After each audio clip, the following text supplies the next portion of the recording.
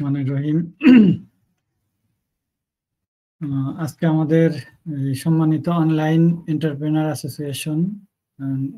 অ্যাসোসিয়েশনের পক্ষ থেকে আয়োজিত এই আমাদের cyber security for online entrepreneur প্রেজেন্টেশনে আমাদের সম্মানিত অতিথিবৃন্দ, উদ্যোক্তাবৃন্দ এবং অংশগ্রহণকারী সবাইকে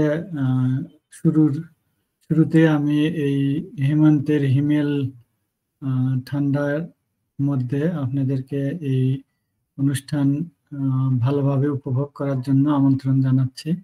আশা করি আপনারা এটাকে ভালোভাবে উপভোগ করবেন, কারণ আসলে সাইবার সিকিউরিটিটা অনলাইন এন্টারপ্রেনার অ্যাসোসিয়েশনের জন্য অত্যন্ত গুরুত্বপূর্ণ। কারণ আমরা যদি এই নিরাপত্তাটা ইনশিওর করতে না পারি তাহলে আমাদের অনেক ধরনের সমস্যা হবে, এবং কি কি ধরনের সমস্যা হবে বা কি কি হতে পারে সেই জিনিসগুলো নিয়ে আমরা আলোচনা করব। এর আগেও আমরা এই ধরনের কিছু ক্লাস করছি। আজকের ক্লাসে হয়তো কিছু রিপিটেশন থাকতে পারে, কিছু নতুন নতুন জিনিস থাকতে পারে। জিনিসগুলো যেহেতু মনে করলে মনে হয় ভালো থাকে বা জানা থাকে, আর যদি বারবার আমরা এটাকে স্মরণ না করাই তাহলে যেটা আমরা ভুলে যাই এবং এই সতর্কতাটা আমরা ঠিকমতো অবলম্বন করতে পারি না। তো এই জন্য এই জিনিসগুলো বারবার মনে করে দেওয়া উচিত, এবং এই কাজগুলো করার সময় আমাদের অত্যন্ত ধীর স্থির এবং সুস্থিরভাবে সুন্দরভাবে গুছিয়ে করতে হয়। তো ঠিক আছে, ধন্যবাদ আপনাদেরকে। আপনারা যারা অংশগ্রহণ করছেন আশা করি তারা অন্যদের থেকে একটু এগিয়ে থাকবেন এই সাইবার নিরাপত্তার ব্যাপারে, এবং আপনাদের অনলাইন এন্টারপ্রেনারের ক্ষেত্রে এই জিনিসটা অত্যন্ত গুরুত্বপূর্ণ। অনুষ্ঠানটা আয়োজন করছে বাংলাদেশ অনলাইন এন্টারপ্রেনার অ্যাসোসিয়েশন, এবং তারা যেহেতু আয়োজন করছে তাদের এই আয়োজনের জন্য আমরা তাদেরকে ধন্যবাদ জানাই শুরু করতেছি। প্রথম স্লাইডটা দেখাচ্ছি যে সাইবার সিকিউরিটিটা কেন ম্যাটার করে এই অনলাইন এন্টারপ্রেনার অ্যাসোসিয়েশনের জন্য, বা যারা অনলাইনে বিজনেস করে তাদের জন্য। এখানে কয়েকটা পয়েন্ট আছে, যেমন প্রোটেক্টিং সেন্সিটিভ ডাটা। যারা আমরা অনলাইনে বিজনেস করি তাদের আসলে আমরা অনেক ইন্টেলেকচুয়াল প্রপার্টি নিয়ে কাজ করি। তো এইখানে অনেক পুরো বিজনেসটা আসলে বিভিন্ন ডাটার খেলা। এই ডাটাগুলোকে যদি আমরা প্রোটেক্ট করতে না পারি এবং সেন্সিটিভলি মেনটেন করতে না পারি তাহলে আমাদের অনেক রকমের সমস্যা হতে পারে। পরের স্লাইডে আমাদের কি কি সমস্যা হবে সেই জিনিসগুলো আমরা একটু দেখাচ্ছি।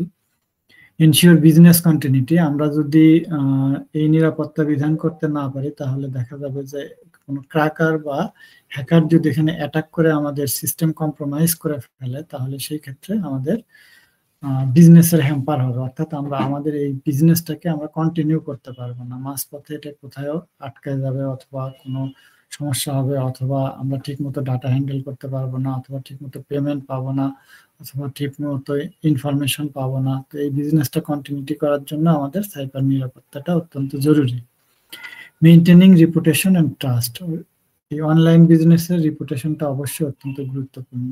মানুষ তার বিজনেসটাকে ব্র্যান্ড ভ্যালু দিতে চায়। ব্র্যান্ড ভ্যালু দিতে চায় কি জন্য, যে ব্র্যান্ডের জিনিসটা মানুষ পছন্দ করে এবং বেশি দাম দিয়ে কেনে, সেক্ষেত্রে প্রফিটের সম্ভাবনাটাও বেশি থাকে। বাট ব্র্যান্ড মেনটেন করার জন্য অনেকগুলো ফ্যাক্টর আমাদের মেনটেন করতে হয়।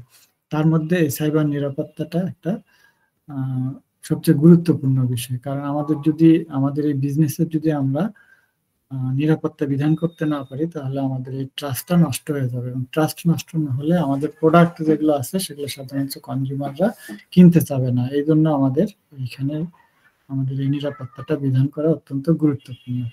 Avoiding financial loss. যদি আমাদের সাইবার ব্রিজ হয় তাহলে তো রেপুটেশন নষ্ট হবে, আমাদের বিজনেস ঠিকমতো করতে পারবো না, আমাদের ডাটা লস হবে। এসব যদি হয় তাহলে আমরা ঠিকমতো বিজনেস করতে পারবো না, অর্থাৎ প্রোডাক্ট সেল করতে পারবো না। প্রোডাক্ট সেল করতে না পারলে আমাদের বিজনেসে ফিনান্সিয়াল লস হবে।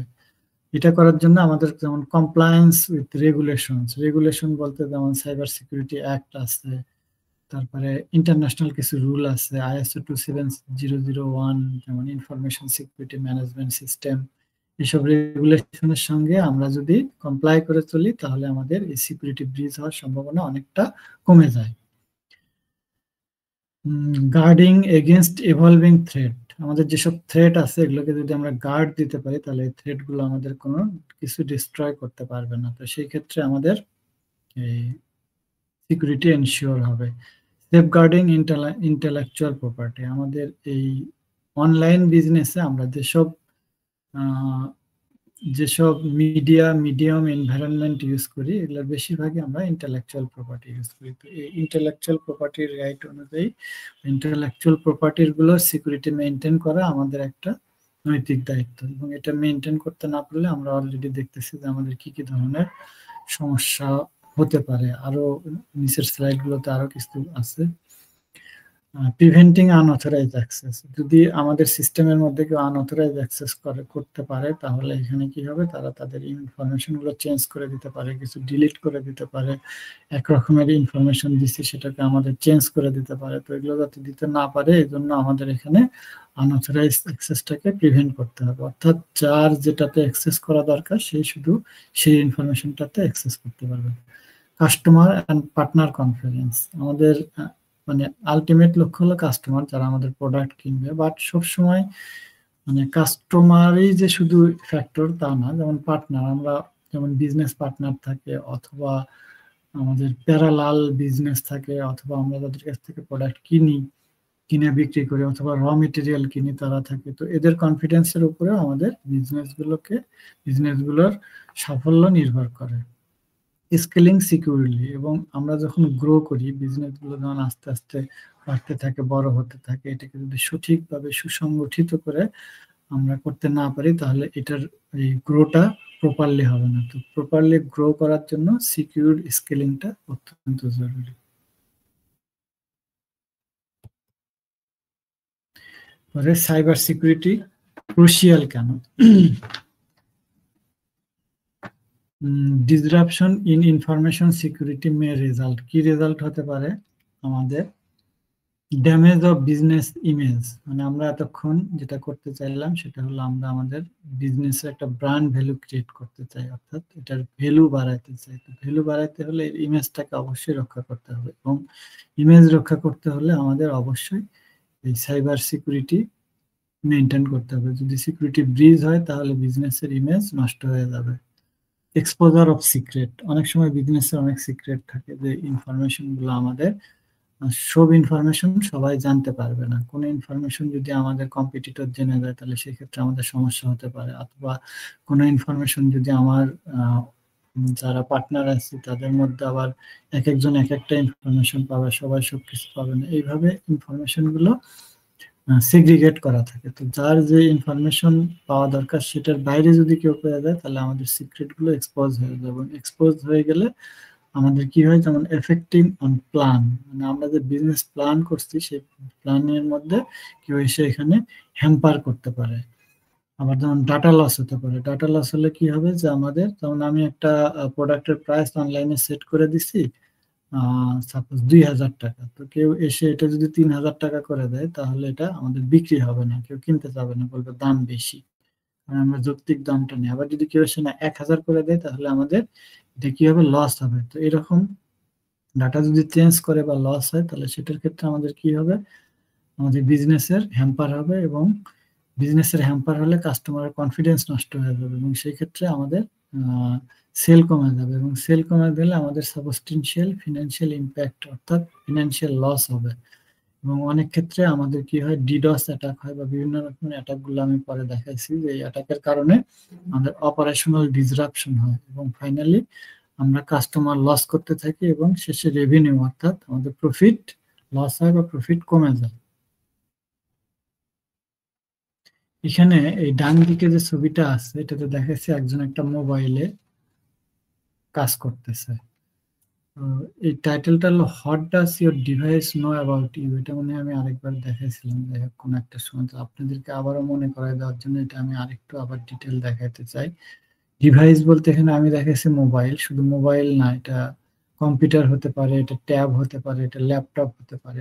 আমরা যেসব ডিভাইস ইউজ করে আমরা বিজনেস করি এই ডিভাইসগুলোর কথা বলা হচ্ছে, যে এই ডিভাইসটা কি জানে, আমার এই মোবাইল বা এই ডিভাইসগুলো আমাদের নাম জানে, আমাদের নাম কি, কারণ আমরা মোবাইলটা ওপেন করার সময় আমরা এইটাকে কনফিগার করার সময় আমাদের নাম দেই, আমাদের জেন্ডার কি, আমরা মেল না ফিমেল, আমাদের অ্যাড্রেস দিতে হয় এবং একটা কন্ট্যাক্ট নাম্বার দিতে হয়। তো এই জিনিসগুলো আমাদের ডিভাইসগুলো জানে।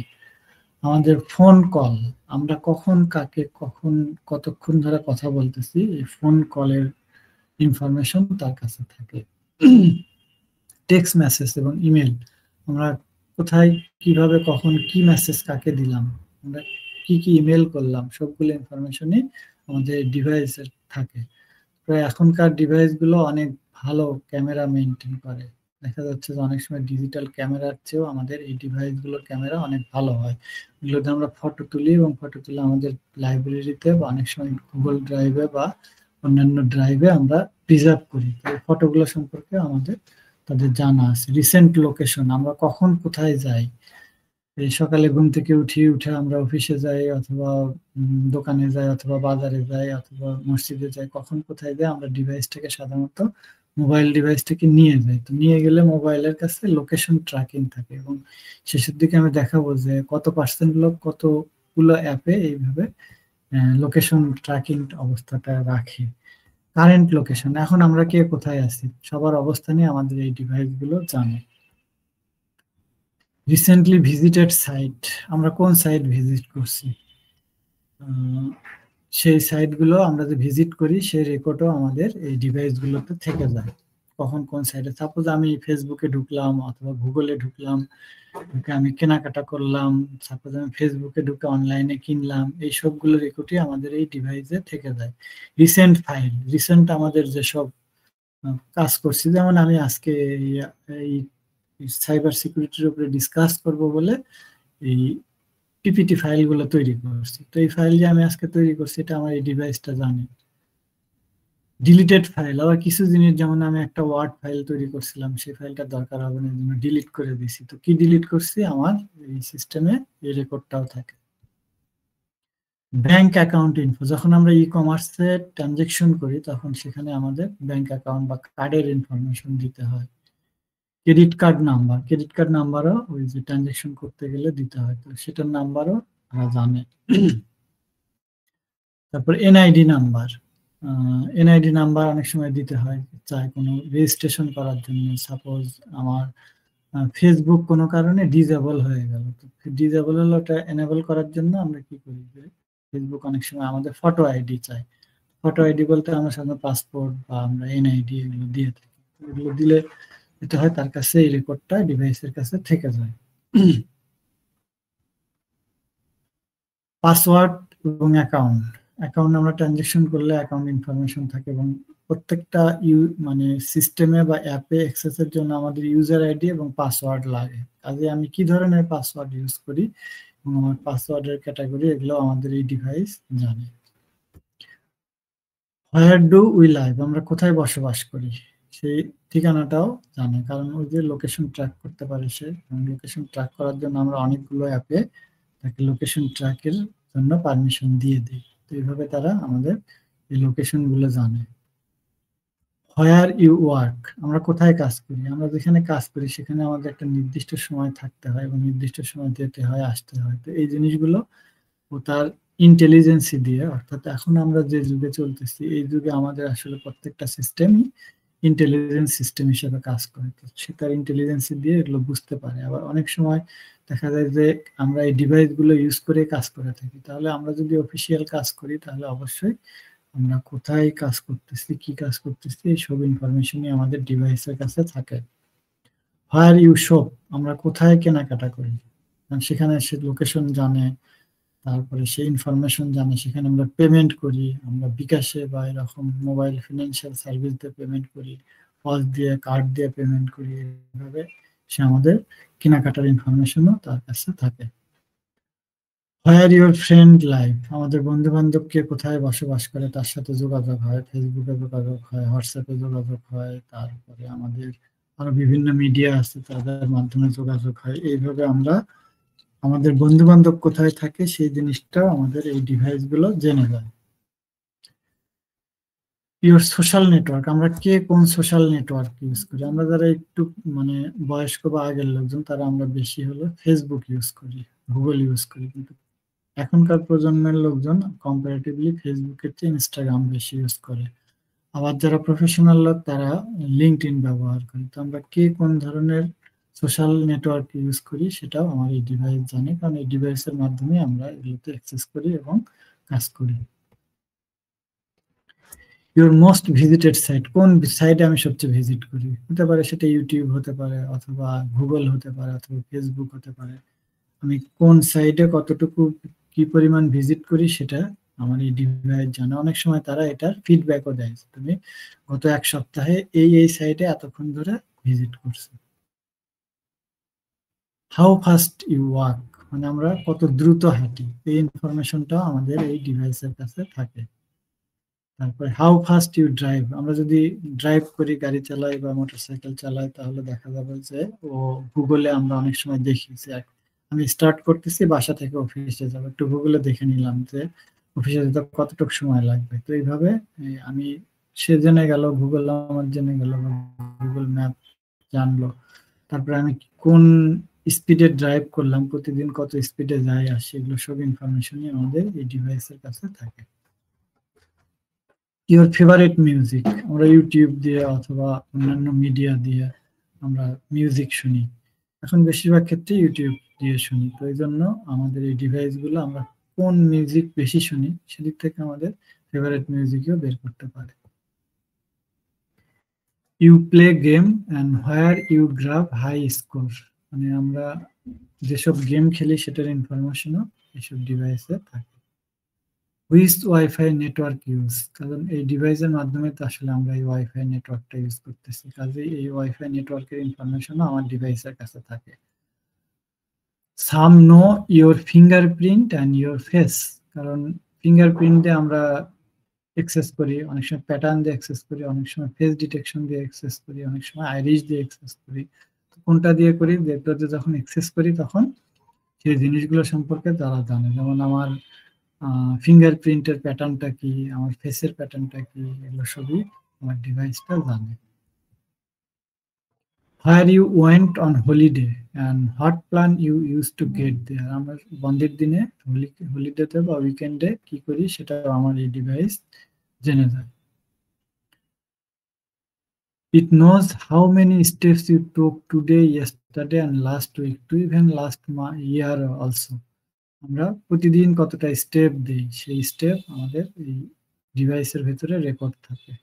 আমরা চাইলে এটা বের করে দেখতে পারবো যে আমরা আজকে এতটা স্টেপ দিয়েছি, গতকালকে এতটা স্টেপ দিয়েছিলাম, তার আগে গত সপ্তাহে আমরা এতগুলো স্টেপ দিয়েছিলাম। এগুলো সবগুলো আসলে আমাদের এই ডিভাইসের কাছে থাকে। It knows your favourite coffee shop, কোন কফি শপে আমরা বেশি কফি পান করি সেটার ইনফরমেশনও থাকে, তার কাছে থাকে। What your last online order, আমরা লাস্ট অনলাইনে কি অর্ডার দিয়েছিলাম সেই ইনফরমেশন অবশ্যই তো তার কাছে থাকবে। You have been vaccinated or not, আমি কি ভ্যাকসিন দিছি, ভ্যাকসিন দিলে সেই ভ্যাকসিনেশনের যে রেকর্ড সেগুলো রেজিস্ট্রেশন বা এই ধরনের কাজগুলো আমরা এখান থেকে করে থাকি। অনেক সময় ভ্যাকসিন দেওয়া একটা ছবি তুলে নিলাম, দিয়ে ছবিটা রেখে দিলাম, তো এইভাবে ভ্যাকসিনেশনের রেকর্ডও থাকে। What does your phone know about you, profile of smartphone, একটা স্মার্টফোনের স্ক্রিন দেখানো হয়েছে এখানে। স্ক্রিনে দেখেন যে on an average phone 31 apps can access your identity information, অর্থাৎ আমার আইডেন্টিটি, ইউজার আইডি এবং পাসওয়ার্ড আমার অ্যাভারেজলি, আমাদের যতগুলো ফোন আমরা যত মানুষ ইউজ করি তার মধ্যে অ্যাভারেজলি 31টা অ্যাপ জানে আমার আইডেন্টি সম্পর্কে। তারপরে 19টা অ্যাপ জানে ক্যান অ্যাক্সেস ইউর লোকেশন, আমি আমি এই অ্যাভারেজলি আমাদের যে ফোন আমরা ইউজ করি অ্যাভারেজলি 19টা অ্যাপ জানে। অর্থাৎ আমি যদি একটা ফোন ইউজ করি তাহলে অ্যাভারেজলি এই 19টা অ্যাপ জানবে যে আমি কোন লোকেশনে কখন কোথায় কিভাবে থাকি। আর can access your SMS and MMS message, এটা হলো অ্যাভারেজলি 5টা অ্যাপ থাকে। Privacy on our phone, 91% of consumer have some level of concern with privacy in their phone, মানে আমরা এই 91% আমরা এটা করি না, খেয়াল করি না। অনলি 7% লোক আমরা মোটামুটি খেয়াল করি, তাও খুব ভালো খেয়াল করি। এখন দেখেন যে 1 মিনিটের মধ্যে অর্থাৎ 60 সেকেন্ডের মধ্যে সারা পৃথিবীতে কতগুলো ইভেন্ট ঘটে যায়, যতগুলো ঘটে তার মধ্যে কয়েকটা আমি এখানে দেখাচ্ছি। যেমন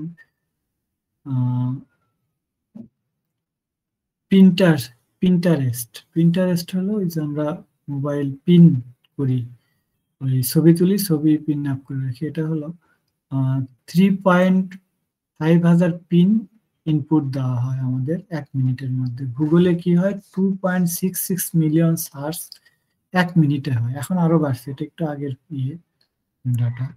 তারপরে ওয়ার্ডপ্রেসে আমরা 1.8 থাউজেন্ড পোস্ট দিয়ে থাকি 1 মিনিটের মধ্যে। আর আমরা 138.8 মিলিয়ন ইমেল হয় প্রতি মিনিটে সারা ওয়ার্ল্ডে। অ্যামাজন একটা সবচেয়ে বড় অনলাইন বিজনেস শপ। এরা কি করে, অ্যামাজনে 1 মিনিটের মধ্যে 25,000 আইটেম বিক্রি হয়। এখানে পারচেজ মানে ক্লায়েন্টরা কেনাকাটা করে, 25,000 আইটেম 1 মিনিটের মধ্যে বিক্রি হয়ে যায়। স্ন্যাপচ্যাটে আমাদের 2,77,000 স্ন্যাপ পড়ে। স্কাইপিতে আমাদের 88,000 কল হয়। তারপরে আইটিউনে আমাদের 15,000 গান ডাউনলোড হয়। ইনস্টাগ্রামে আমাদের প্রায় 67,000 ফটো আপলোড হয়। টুইটারে আমাদের 4,33,000 টুইট হয় প্রতি মিনিটে। ফেসবুকে আমার প্রায় 3 লাখের মতো স্ট্যাটাস আপডেট হয়। আর ইউটিউবে 5 মিলিয়ন ভিডিও মানুষ দেখে। তো এতগুলো ঘটনা ঘটে, এই যে ঘটনাগুলো ঘটে, প্রত্যেকটা ঘটনার সঙ্গে আমাদের কিছু না কিছু সিকিউরিটি রিস্ক থাকে, থ্রেট থাকে এবং ভালনারেবিলিটি থাকে। তো এগুলো যাতে যদি আমরা একটু খেয়াল করে গুছিয়ে এই কাজগুলো করি, তাহলে এই ভালনারেবিলিটি থেকে আমরা রেহাই পেতে পারি, অর্থাৎ আমরা সাইবার সিকিউরিটি মেনটেন করতে পারবো। IT security practice and culture, কিভাবে আমরা আইটি সিকিউরিটিটা মেনটেন করতে পারবো। এখানে দেখেন যে এটা মেনটেন করতে হলে টেকনোলজি জানতে হবে। আমরা সবাই মনে করি আসলে সিকিউরিটির জন্য টেকনোলজিটা ইম্পর্টেন্ট, আসলে টেকনোলজি না। এখানে দেখেন, first of all security maintain করার জন্য আমার মাইন্ড সেট করা দরকার যে হ্যাঁ আমি সিকিউর থাকবো। আমি যদি মাইন্ড সেট করতে পারি, তাহলে এখানে ক্রিয়েটিং মাইন্ড সেট করলে বাকি কাজগুলো আমার ইজি বা সহজেই হয়ে যাবে। পরের কাজগুলো কি, নো দা সিকিউরিটি রিস্ক। এখন আমি যদি রিস্ক নাই জানি, তাহলে এই রিস্ক সম্পর্কে সতর্ক হব কেমনি, থ্রেট সম্পর্কে সতর্ক হব কেমনি, সতর্কতা অবলম্বন করার জন্য আমার এই থ্রেট গুলো জানা দরকার বা রিস্ক গুলো জানা দরকার। The process to avoid risk, আমি যদি রিস্ক জানি যে এটা করা, এই কাজটা করা, এইখানে ক্লিক করা বা এইটা এই ইনফরমেশন দেওয়াটা আমার রিস্কি, তাহলে আমি জানতে পারলে সেটা অ্যাভয়েড করবো। যদি না জানি তাহলে তো বুঝবোই না যে এটা কি করতে হবে। এই জন্য এটা জানা এবং সেই অনুযায়ী ব্যবস্থা নেওয়া দরকার। ডে টু ডে অ্যাকশন, আসলে এই সাইবার সিকিউরিটিটা এটা একটা ডেস্টিনেশন বা এটা একটা ওয়ার্ক না, এটা আসলে একটা জার্নি। আমি একটা কাজকে বসলাম, আমি পুরো কাজ করে সিকিউরড হয়ে গেলাম, আসলে ঘটনাটা এরকম না। এটা হলো একটা ডে টু ডে অ্যাকশন, অর্থাৎ আমি যখনই কাজ করব তখনই কাজ করার সময় সতর্ক হয়ে কাজ করব, তাহলে যেটা হবে আমি আমার সিকিউরিটি মেনটেন করতে পারবো। মেক থটফুল ডিসিশন, যে কোনো একটা কাজ করার সময়, অনেক সময় আমাদের গ্রামের প্রবাদ আছে যে ভাবিয়া করিও কাজ, করিয়া ভাবিও না। সাইবার সিকিউরিটির ক্ষেত্রে এটা একেবারে পুরোপুরি ইফেক্টিভ। তো এই জন্য থটফুল ডিসিশন নিতে হবে, ইচ অ্যান্ড এভরি স্টেপে আমাদের সুন্দর করে চিন্তা ভাবনা করে প্রত্যেকটা ডিসিশন নিয়ে নিয়ে কাজ করতে হবে, তাহলে আমাদের সিকিউরিটি মেনটেন করতে হবে। এইভাবে যদি আমরা এই স্টেপগুলো মেনটেন করতে পারি, তাহলে আমরা সেফ থাকবো। প্রোটেক্ট অ্যাসেট, সেফ থাকলে কি হবে, আমাদের হার্ডওয়্যার ডাটা এগুলো সেভ হবে, অ্যাসেট সেভ হবে, আমাদের বিজনেস সেভ হবে। আচ্ছা, এটা ছিল। এখন হলো এই সাইবার সিকিউরিটির কম্পোনেন্ট গুলো কি। আমি আগে একটু বলতেছিলাম যে আমরা সবাই মনে করি যে আমাদের হয়তো টেকনোলজি জানা দরকার সিকিউরিটির জন্য, বাট এখানে দেখেন আমরা যদি ঘড়ির কাঁটার দিকে ঢুকি, তাহলে পিপিটি অর্থাৎ পিপল প্রসেস টেকনোলজি। সিকিউরিটি মেইনটেইনের প্রথম কম্পোনেন্টটা হলো পিপল, তারপরে হলো প্রসেস, তারপরে টেকনোলজি, অর্থাৎ টেকনোলজিটা সব শেষে। পরের স্লাইডে যাই, পরের স্লাইডে আমি এটা একটু ডিটেল বলতেছি। এখানে দুটো জিনিস, এটা আমি সবসময় দেখাই, কারণ এটা হলো সাইবার সিকিউরিটি একটা বেসিক জিনিস, যেটা হলো একটা সিস্টেম ডিফাইন আর একটা মেইনটেনিং সিকিউরিটি। বাম দিকেরটা হলো সিস্টেম, সিস্টেমকে আমরা বলতেছি পিপল প্রসেস টেকনোলজি। তিনটার কম্বিনেশনে একটা সিস্টেম হয়। এখন পিপল কি করে? পিপল হলো যে আমরা যারা মানুষ কাজ করি আমাদেরকে পিপল বলে। আর প্রসেস হলো যে আমরা মানুষ যেভাবে কাজগুলো করি সেইটাকে আমরা প্রসেস বলি। আর কাজ করার জন্য আমরা যে টেকনোলজিটা ইউজ করি, অর্থাৎ আমরা যে সিস্টেমটা ইউজ করি সেটাকে আমরা টেকনোলজি বলি। তো পিপলের সঙ্গে যদি প্রসেস কম্বিনেশন হয় তাহলে কাজের এসকেলেশন হয়, আর প্রসেসের সাথে টেকনোলজি যোগ হলে অটোমেশন হয়, আর টেকনোলজি ইউজ করে যদি কাজ করে তাহলে ইনোভেশন হয়, আর তিনটার কম্বিনেশনে উইন করে। অনেক সময় আমরা শুনে থাকি যে আমরা তাড়াতাড়ি কাজ করতে পারি না, সুন্দরভাবে কাজ করতে পারি না, বা নতুন কিছু জেনারেট করতে পারি না। তো এই তিনটার প্রবলেমের মানে সলিউশন হলো এই তিনটার কম্বিনেশন, অর্থাৎ আমি সুন্দরভাবে গুছিয়ে দ্রুত নতুন নতুন কাজ শিখতে বা করতে পারবো এই পিপল প্রসেস টেকনোলজি, অর্থাৎ একটা সিস্টেমের মধ্যে দিয়ে যদি কাজ করি তাহলে করতে পারবো, এবং ফাইনালি আমরা বিজনেস করি আর অন্য যাই করি সেক্ষেত্রে আমরা উইন করবো। আর ডান দিকের যে ডায়াগ্রামটা আছে এটাকে আমরা বলতেছি CIA, confidentiality, integrity and availability. এই তিনটাকে যদি আমরা রিলায়েবল করতে পারি তাহলে আমাদের সিকিউরিটি এনশিওর হয়।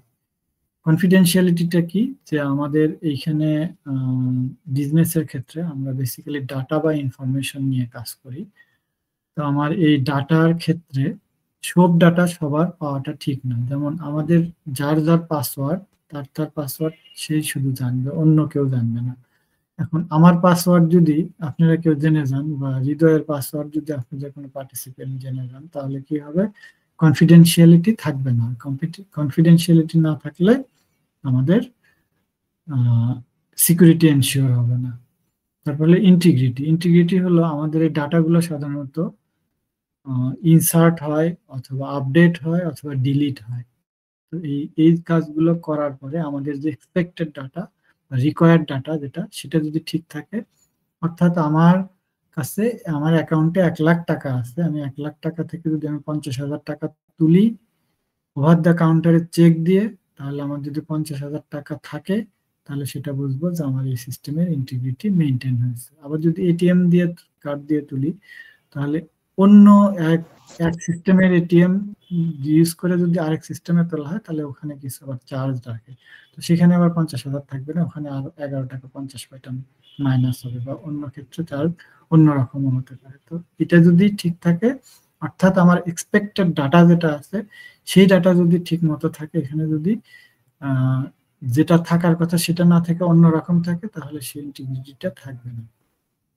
অ্যাভেলেবিলিটিটা হলো আমার কাজ করার জন্য আমার কাছে কিছু ডাটা থাকা আবশ্যক, অর্থাৎ যে ডাটা আমার দরকার সেই ডাটাটা যদি আমার কাছে অ্যাভেলেবেল থাকে, সেই ডাটাটা যদি আমার কাছে থাকে তাহলে সেটাকে আমরা ডাটার অ্যাভেলেবিলিটিটা বলতেছি।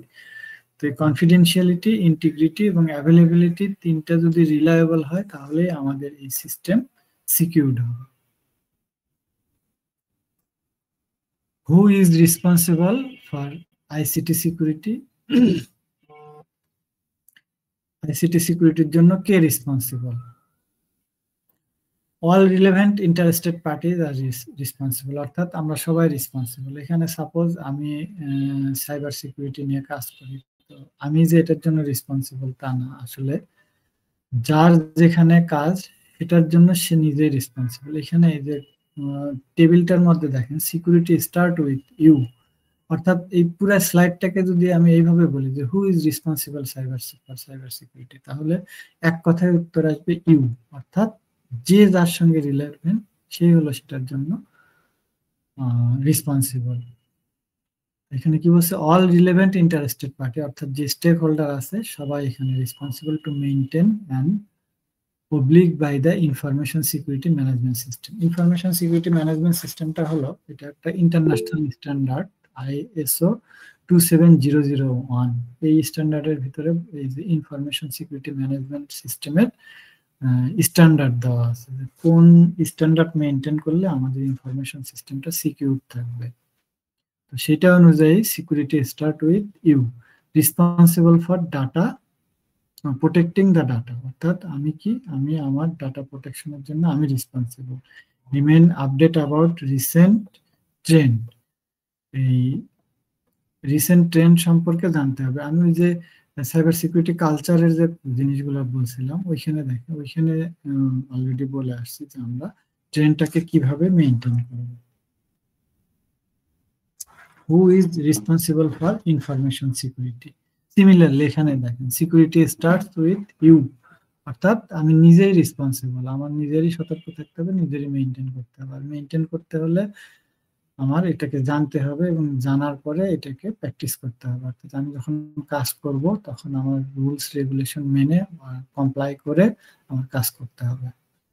Everyone is responsible for maintaining the information security. প্রত্যেকেই আসলে তার নিজের নিজের জায়গা থেকে আমার এই সিকিউরিটি মেনটেন করার জন্য রেসপন্সিবল।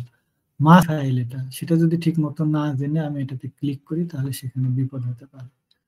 আবার ধরেন যে আমি জেনে করলাম, ঠিক আছে, যে এটা আমার কলিগ অথবা আমার ফ্রেন্ড অথবা আমার রিলেটিভ কেউ ফাইলটা পাঠাইছে, ঠিক আছে, তাহলে আমি একদিক থেকে ইনশিওর হলাম। তারপরে দেখতে হবে যে ফাইলটা আসলে কি ফাইল, এই ফাইল ঠিক আছে না ঠিক নাই, আবার সিকিউরড ওয়েতে পাঠাইছে কিনা। আবার অনেক সময় যেটা করা হয় যে ঠিক আছে, আমি কি করতে পারি যে আমি আপনাদের মধ্যে, সাপোজ আপনি হৃদয়ের কাছ থেকে ফাইল পেলে আপনি এনশিওর হবেন যে না, হৃদয় আমাদের সাথে এই ম্যালওয়্যার বা স্পাম বা এগুলো পাঠাবে না। তো আমি এনশিওর হয়ে এটা ক্লিক করতেছি। তা আমি মনে করলাম যে দেখি আমি অমুকের ইনফরমেশনটা জানা দরকার, তা আমি আমার নিজের নামে না পাঠাই, হৃদয়ের নামে পাঠাই। তাহলে হৃদয়ের নামে পাঠাইলে যেটা হবে যে এই আপনারা বিশ্বাস করে ওটাতে ক্লিক করবেন, করলে কি হবে, ওখানে যদি ডাটা ইনপুট দেন অর্থাৎ আপনি যদি ইনফরমেশন দেন তাহলে সেই ইনফরমেশন গুলো আমার কাছে চলে আসবে। আমি এখান থেকে যদি আপনি ইউজার আইডি দেন সেটা চলে আসবে, পাসওয়ার্ড দেন তাহলে ওটা চলে আসবে। কি হবে, আমি আপনার সিস্টেমটাকে কম্প্রোমাইজ করে ফেলতে পারবো। সাপোজ আপনার ফেসবুকে ঢোকার জন্য একটা লিঙ্ক পাঠানো হলো, পাঠায় ওখানে বলা হলো যে আপনি এটা দিয়ে অ্যাক্সেস করেন, অর্থাৎ এখানে আপনি ফেসবুকের ইউজার আইডি পাসওয়ার্ড দিলে আপনি এটা অ্যাক্সেস করতে পারবেন। ওদিক দিয়ে অ্যাক্সেস করলেন কিন্তু ইনফরমেশনটা আমার কাছে চলে আসলে কি করবো, আমি আবার ফেসবুকে ধরে ওই ইউজার আইডি পাসওয়ার্ড দিয়ে ওইটাতে ঢুকে গেলাম, ঢুকে গেলে আপনার ফেসবুক আমার কাছে কম্প্রোমাইজ হয়ে গেল। এইভাবে ইনফেক্টেড হতে পারে। Opening infected email attachment. Infected email attachment অর্থাৎ এইরকম ইমেল যদি ওপেন করা হয় যে যার মধ্যে ম্যালওয়্যার আছে, তাহলে আমাদের সিস্টেম ইনফেক্টেড হবে। ইনস্টলিং পাইরেটেড সফটওয়্যার, অনেক সময় আমরা পাইরেটেড সফটওয়্যার ইউজ করে থাকি, যেমন হয়তো উইন্ডোজ বা মাইক্রোসফট অফিস, এগুলোর দাম অনেক সময় অনেক বেশি হয় বা আমরা টাকা দিতে চাই না, না দিয়ে পাইরেটেড সফটওয়্যার ইউজ করি বা বিভিন্ন রকমের পাইরেটেড বা ক্র্যাক সফটওয়্যার ইউজ করি। তো এগুলোর ক্ষেত্রে যেটা হয়, এর ভিতরে এই ম্যালওয়্যার থাকার সম্ভাবনা বেশি থাকে এবং যেগুলো লাইসেন্স সফটওয়্যার সাধারণত এগুলো চেক করে এবং প্রপারলি দেয়, এই জন্য এর মধ্যে এসব ভাইরাস বা ট্রোজান বা ম্যালওয়্যার থাকার সম্ভাবনা কম থাকে। এই জন্য পাইরেটেড সফটওয়্যারের ইউজটা আসলে risky. Not updating and not installing new version of plugin. আমাদের প্রতিদিনই যেসব ম্যালওয়্যার তৈরি হয়, যেসব ভাইরাস তৈরি হয়, যেসব টুলস তৈরি হয়, সেগুলো দিয়ে কি করে, সেগুলো আমাদের এই যে অ্যাপ বা সফটওয়্যার যেগুলো থাকে তারা করে কি, এগুলো প্রোটেকশনের জন্য কিছু প্যাচ আপডেট করে। ওটাও যেমন কন্টিনিউয়াস প্রসেসে ম্যালওয়্যার আপডেট হয়, তেমনি আমাদের এই সফটওয়্যার গুলাও তার আপগ্রেডেশন কন্টিনিউয়াস করতে থাকে। তো আমি যদি পরের ভার্সন আসে, অর্থাৎ iOS বা আমার উইন্ডোজ অথবা আমার ফেসবুকের আমার যে ভার্সনটা আসছে ওই ভার্সনটা ইউজ না করে আগের ভার্সন ইউজ করি, তাহলে সেই ভার্সনের পরবর্তীতে যেসব ম্যালওয়্যার তৈরি হয়েছে সেই ম্যালওয়্যারের প্রোটেকশন আমাদের কাছে ওই অ্যাপস এর কাছে বা ওই সফটওয়্যারের কাছে থাকবে না। না থাকলে কি হবে, পরের তৈরি যে সফটওয়্যার গুলো সেই সফটওয়্যার গুলো দিয়ে এই সিস্টেম ইনফেক্টেড হতে পারে। তো এই জন্য সব সময় আপডেটেড সিস্টেমে থাকলে যেটা হয়, এই সিস্টেমের মধ্যে ওই ম্যালওয়্যার গুলোর প্যাচ আপডেট দেওয়া থাকে। আপডেট দিলে হয় যে এইসব ম্যালওয়্যার এই সিস্টেমে অ্যাটাক করতে পারে না। এই জন্য আমাদের সবসময় সিস্টেম আপগ্রেডেশন করা দরকার। Not running the latest antivirus application, আমি অ্যান্টিভাইরাস ইনস্টল করছি কিন্তু এটা কখনো আপডেট করি না। এটা যদি না করি তাহলে কি হবে, আমার এই অ্যান্টিভাইরাস আমার ওই যেদিন পর্যন্ত আপডেট আছে পরের ভাইরাসগুলোকে প্রোটেক্ট করতে পারবে না। এই জন্য অ্যান্টিভাইরাসটা আমাদের কন্টিনিউয়াস আপডেট করতে হবে। How can you secure your computer from hacker, hacker থেকে কিভাবে আপনি কম্পিউটার সিকিউর করতে পারেন। Use a firewall to secure your computer from hacker. Firewall এটা একটা ডিভাইস, এটার ভিতরে আসলে কে কখন কোথায় কিভাবে অ্যাক্সেস করবে বা কে করবে না সেটা সেট করে দেওয়া থাকে। তো আমরা যদি এটা ইউজ করি তাহলে এটার মাধ্যমে হ্যাকাররা ঢুকতে পারবে না, হ্যাকারের ঢোকা থেকে প্রোটেকশন করে। Install antivirus software, antivirus software তো বললাম, অ্যান্টিভাইরাস সফটওয়্যার করলে হ্যাকাররা এই ইনফরমেশন গুলো চুরি করতে পারে না। এই জন্য আমাদের অ্যান্টিভাইরাস ইনস্টল করতে হবে এবং এটা লেটেস্ট ভার্সন রাখতে হবে। Install anti spyware package to protect your system. অনেক সময় স্পাইওয়্যার ঢোকে। এই আমরা জানি যে বিভিন্ন জায়গায় যুদ্ধ হয়। এখন যেটা হয় যে রাশিয়া আমাদের ইউক্রেন অ্যাটাক করছে, আবার ওদিকে মিডল ইস্টে হামাস ইসরায়েল এদের যুদ্ধ চলতেছে, আবার ইসরায়েলের সঙ্গে ইরানের একটা এরকম আছে, যুদ্ধ যুদ্ধ ভাব আছে, মাঝে মধ্যে অ্যাটাক করে করে বসে। তো ইরান যেটা করে যে, আমরা জানি যে ইসরায়েল হচ্ছে অঘোষিত একটা পারমাণবিক শক্তিধর দেশ, বাট এটা ডিক্লার্ড না। আমার ইরানও এটা তৈরি করছে কি করেনি এটা নিয়ে কনফিউজড। যদি তৈরি করে ফেলে তাহলে সেটা, ইসরায়েল যেহেতু ছোট দেশ, একটা পারমাণবিক বোমা তৈরি করে ফেললে সেটা যদি ইসরায়েলের উপরে ফেলতে পারে তাহলে তো দেশ পুরোটাই ধ্বংস হয়ে যাবে। তো এটা যাতে করতে না পারে এজন্য ইসরায়েল করে কি কন্টিনিউয়াস এইসব মনিটরিং করে, এবং এটা যাতে করতে না পারে সেই জন্য যত ধরনের পদক্ষেপ নেওয়া দরকার নিয়ে থাকে।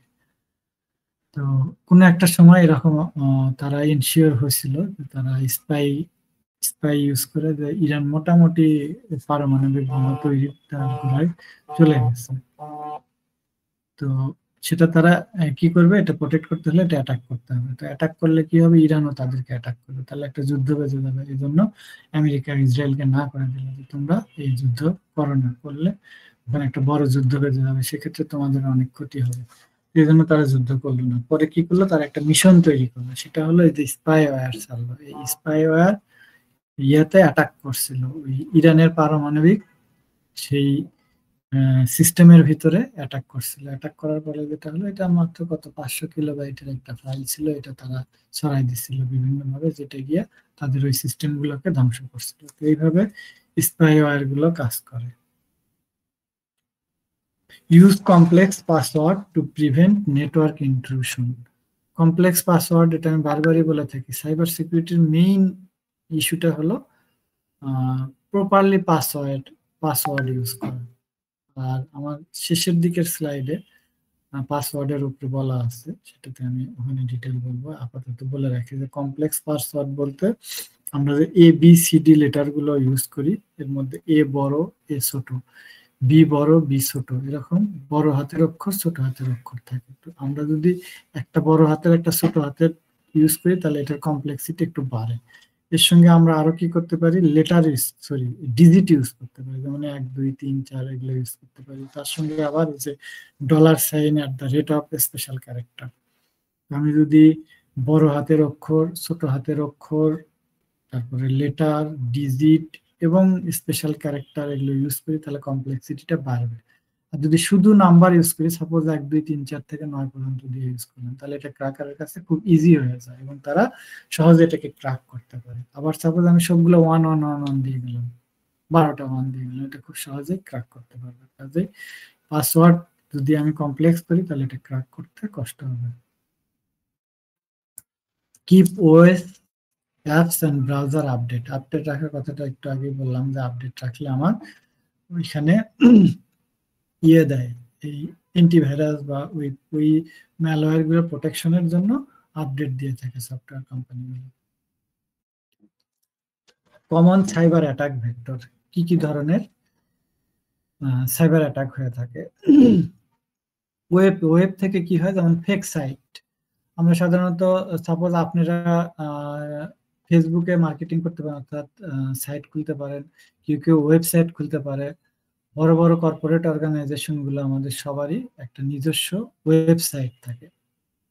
তো হ্যাকাররা মাঝে মধ্যে করে কি, এরকম ফেক সাইট তৈরি করে তাদের ওখান থেকে মেসেজ দেয়, বা তাদের ওখান থেকে ট্রানজেকশন ফ্যাসিলিটেট করে এখান থেকে তারা ইয়ে করে, এই ট্রানজেকশন করলে তো তাদের কাছে টাকা চলে যাবে। তারপরে এই বিভিন্নভাবে ইনফরমেশন মডিফাই করে আপনাদের বিজনেসে প্রবলেম তৈরি করে এটা বিজনেসের হ্যাম্পার করে, গুডউইল নষ্ট করে। যে আমি ওই প্রথম দিকে যে স্লাইডগুলোতে বলছিলাম, এইসব সমস্যা তৈরি করতে পারে। তারপর হলো সেশন হাইজ্যাকিং। সেশন হাইজ্যাকিংটা হলো, আমি একটা ইমেল করলাম, সাপোজ আমি এখান থেকে হৃদয়ের কাছে একটা ইমেল করলাম, মাঝখান থেকে এখান থেকে হৃদয়ের কাছে যাওয়ার পথে কেউ মাঝখান থেকে এটাকে ট্যাপ করে নিয়ে গেল। তো এটা কি হলো, এখান থেকে হাইজ্যাক হয়ে গেল। তো এই ধরনের প্রবলেম গুলোকে আমরা সেশন হাইজ্যাকিং বলতেছি। ওয়্যারলেস এর মধ্যে কি আনসিকিউরড হটস্পট, ব্লুটুথ, এনএফসি, কাছাকাছি যেসব ডিভাইস আছে সেগুলো আমরা হটস্পট ইউজ করি। সাপোজ আমরা পাশে একটা দেশে চলে গেলাম, নেপালে, ভুটানে, বা ধরেন আমেরিকায় গেলাম, ওখানে যখন যাব তখন কি থাকবে আমার এখানে, যে আমার এই